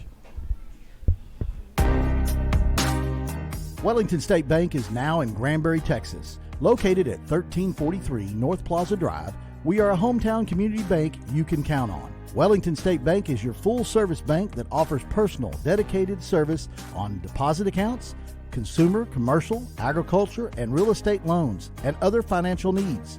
Our branch offers all the commodities you need most, such as online and mobile banking, instant issue debit cards, bill pay, and now our new P2P feature. Send money instantly to almost anyone you know with the click of a button. Stop by our branch today and see any of our experienced local bankers at 1343 North Plaza Drive in Granbury.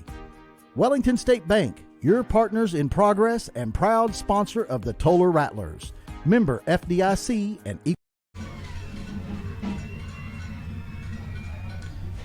Wyatt Jones, another kick into the end zone for a touchback.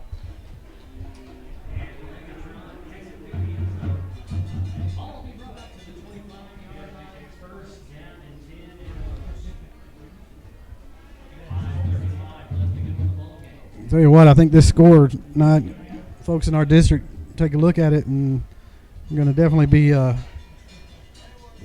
getting the attention of the Tolar Rattlers.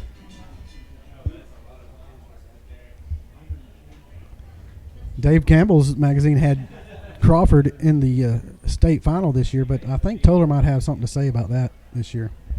Yeah, they're Tolar play like this, they will have an opportunity to push for a district championship this year.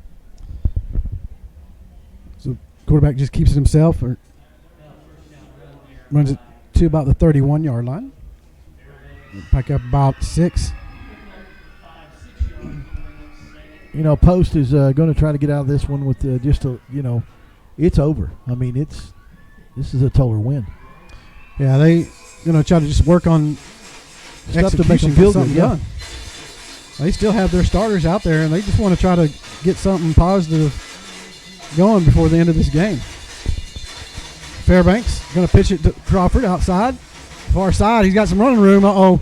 He's to the 45, to the 50. He's finally brought down out of bounds.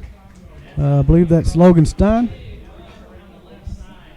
I wouldn't mind if that boy right there would transfer to Tolar. Yeah, that was Logan Stein making a touchdown saving tackle. Oh, yeah. And that's, Rattler's done a great job not allowing that kind of run to happen, because they get that penetration and stop him right in the line of scrimmage. So first down and 10. Ball at the 45 of Tolar. Another pitch outside. He's looking to run, but he's not finding any room. He does a good job of actually getting back to the line of scrimmage. I mean, you got Tolar Rattlers players on defense just flying around, disrupting everything.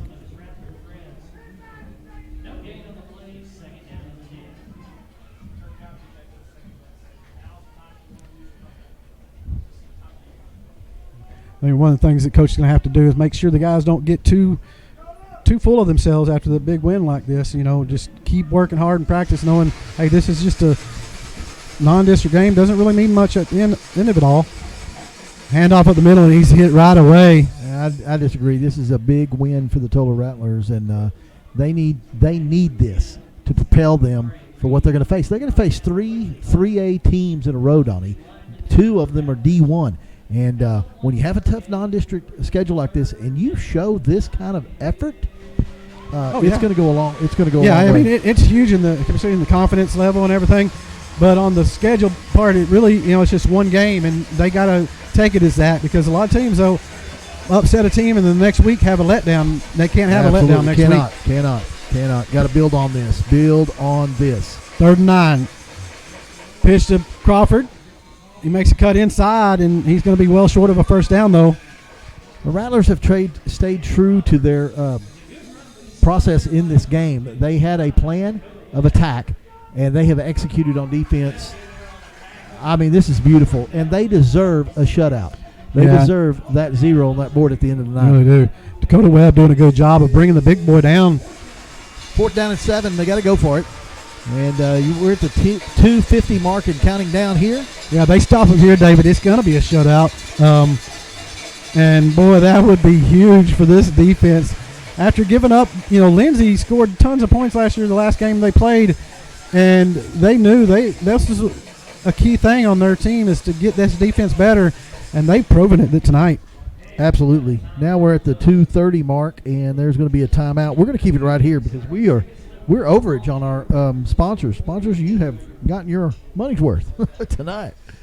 And we're going to keep it right here, Donnie. Up next, let's talk about it. Home game, and it's early. The early Longhorns, and we've had a big history with them. We've seen them a lot of times, but they had our number last time. Yeah, and we've beaten them up a few times in the past. But, yeah, last year, Early played a really good game, and they have a lot of guys coming back, after a team that went to the playoffs. And, that's a school that hasn't had a whole lot of success in the recent past, but they're building something there, and they're going to be and they are Division I 3A, so you're going to have your hands full, bigger team, and Tolar's going to be looking at that one like, okay, hey, they got us last year, now it's our turn this year. Sorry about that, folks. I had the score on there, but I didn't push the board to. Well, it's hard to keep up with the points tonight, huh? Oh my gosh! I mean, every 5 seconds I'm changing the thing. So 4th down and a long 6 here. 4 post. A wing team formation. Fairbanks under center. He's going to pitch it to Crawford out the far side. He cuts it up, and he is going to be short of a first down. Good stop. I don't think he made it. Good stop by the Tolar Rattlers. And the ball will go over on downs, and the Tolar Rattlers will salt this one away with 2:22 left in the contest. What a performance by the Tolar defense tonight. I mean, what looks better, Donnie? 48 to nothing or 70 to 14? it's both. I'll tell you, earlier in the game, it's been every aspect of this team tonight with the offense, defense, and special teams. Everybody has done their job. And yeah, I don't know. It's a close thing with this 0 or 48 because Post scores lots of points. And I want to tell you something, Donnie. I've talked about the student body, talked about the parents, talked about the players. I want to talk about another group right after this play. All right, so I believe Jackson's still in there. 2 receivers to the far, 1 to the near. And a handoff to the running back. That's Arcee. And he's hit right at the line of scrimmage. And blow the whistle. Oh, that should be a flag. That is a flag. There's a flag. Arcee needs to keep us cool. The guy did. You just got to walk away and let them get the penalty. And the coach comes out on the field and collects the young man, and that was big number 33. Yeah, and he's even hurt after the play. Yeah. That's karma. Yeah, karma. And coach is going to take out Arcee because he knows he's an emotional guy. I want to talk about one other group, Donnie. I've talked about everybody except for this group, the coaches.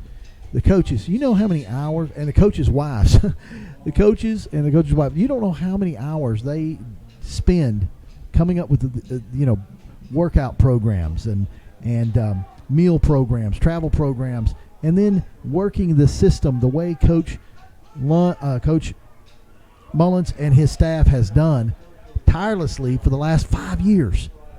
And you've seen it paying off big dividends right now. Yeah, for sure. And it started, several weeks ago, and these guys, the coaching staff has put in endless hours, and it shows tonight. Doing a great job coaching these kids up. So 1st down and 10 for the Rattlers. Ball at the 49 of Post. And we're just waiting for that play clock to come down, Donnie. And just take more time off the clock. When it gets down to under 10, they'll set, and then they'll snap that ball with just a couple of seconds left on the clock. Here's the snap. Jackson hand off to Peyton Brown, the freshman. He pops it out wide here.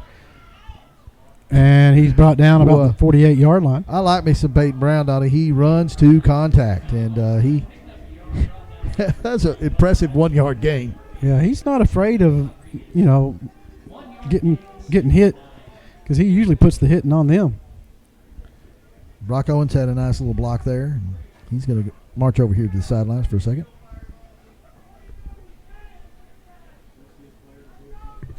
Second down and 9, and we're right at the minute mark left. So this might be the last play of the game, hopefully. Moore flanked out wide. Brian's down here at the bottom. And they're in the victory formation, and Jackson takes a knee. Yep, that should salter away. We're at the 45-second mark. You don't have to snap that ball again. Oh, yeah, you're going to have to. Doggone it. Yeah, you are. Yeah, you are. So that's Tolar Rattlers. That right there, that formation. Yeah, when you're I love it. On the winning side, that's great. And they take a knee, and that's it. There it is, and your Tolar Rattlers will get the win tonight with about a big old score of 48 to nothing. 48 to nothing. We're going to keep it right here for just a second, Donnie, because this is sweet. Yeah, what a performance all the way around for the Tolar Rattlers. Coming back from losing a big game last year against this Post team by 56 points, and they come in and beat up Post 48 to nothing. Just an outstanding job by the Tolar Rattlers tonight. They came to play. I'll tell you what, Donnie, this was very, very sweet. It's going to make the 2 hour plus ride home really, really nice. And the They make it happen. I'm going to read some of these comments. Rattlers, keep your nose to the grindstone now. All of Texas knows who you are now. Don't look ahead. Focus on the next win, and that is so true. Sing it, Donnie. Sing it. Sorry about that. And yeah. So we got quite a bit, and I'm going to tell you something, Donnie. I'm so proud of this group of boys and this coaching staff, and it's just a total win. And you don't see a lot of these every day. So you got a little over a 2 hour drive. We're going to keep it right here for just a second, and but we'll run down the scores. We got to pick a player of the game. I tell you what, here's my vote for player of the game. Are you ready? I'm voting for the defense, the whole defense. I mean, really, can you pick a player? Really? Yeah, I mean, I'll have to give it to Wyatt Jones. I mean, if you're gonna give one player a player of the game, it's got to be Wyatt Jones, because on special teams he kept them at bay where they needed to, and then he got the hat trick. So I mean, if you have to pick one player, but I think it's the defense. That's a shutout, Donnie, on a state finalist team. Yeah, you could give it to a lot of folks. Defense, defensive line, offensive line, linebackers, and secondary did a great job. I mean, it was a full team effort, and that's what it takes to beat a team like Post 48-0. No matter how many players they lost from last year's state finals team, that's just a great team effort. And now we just go on to against Early and add another one to victory board. Well, you said go on to Early. It's not going to be in Early. It's Right. going to be in Tolar, Texas. Right. No 2 hour drive, Donnie. 2 hour drive. We're going to be at home, and we're going to get another victory as we're going to take on a 3A team in Early. And what are we going to see in Early, Donnie? They graduated the quarterback from last year, and so we don't really know what we're going to see in them. Well, they're bringing back a lot of folks. Looking at their numbers, they got a lot of returning starters. So it's going to be a tough game, and Tolar's going to have to bring another performance like they did tonight to be able to win that game. And this is a good start. So another thing that I think goes without that we should say is that the Tolar Rattlers stayed healthy in this, and they were able to come out of this game unscathed on the injury side, and that's key as well. Yeah, you already had a couple of guys missing this game. Keaton Morrison and Clayton Stembridge, both starters that will be back hopefully soon. And but that shows you the depth of Tolar, and I guarantee you everybody on that sideline was playing tonight and contributed. Absolutely. So your final score tonight, Donnie, is 48-0. The Tolar Rattlers get the first victory of the season against Post. We're going to be back at it next week. We will have a coaches show. I believe we're going to try to get that done on Tuesday, and but we'll get that out to everybody. Me and Coach Mullins are trying to coordinate, and we'll get that out to the masses. And then we will have our game next week at home against Early. Donnie, I want to thank you. I want to thank everybody watching. We had a big crowd watching and a lot of comments. We really do appreciate that as well. And we'll be back at it next week, Donnie, with more Rattler football on the sports scene. Until then, God bless and go Rattlers.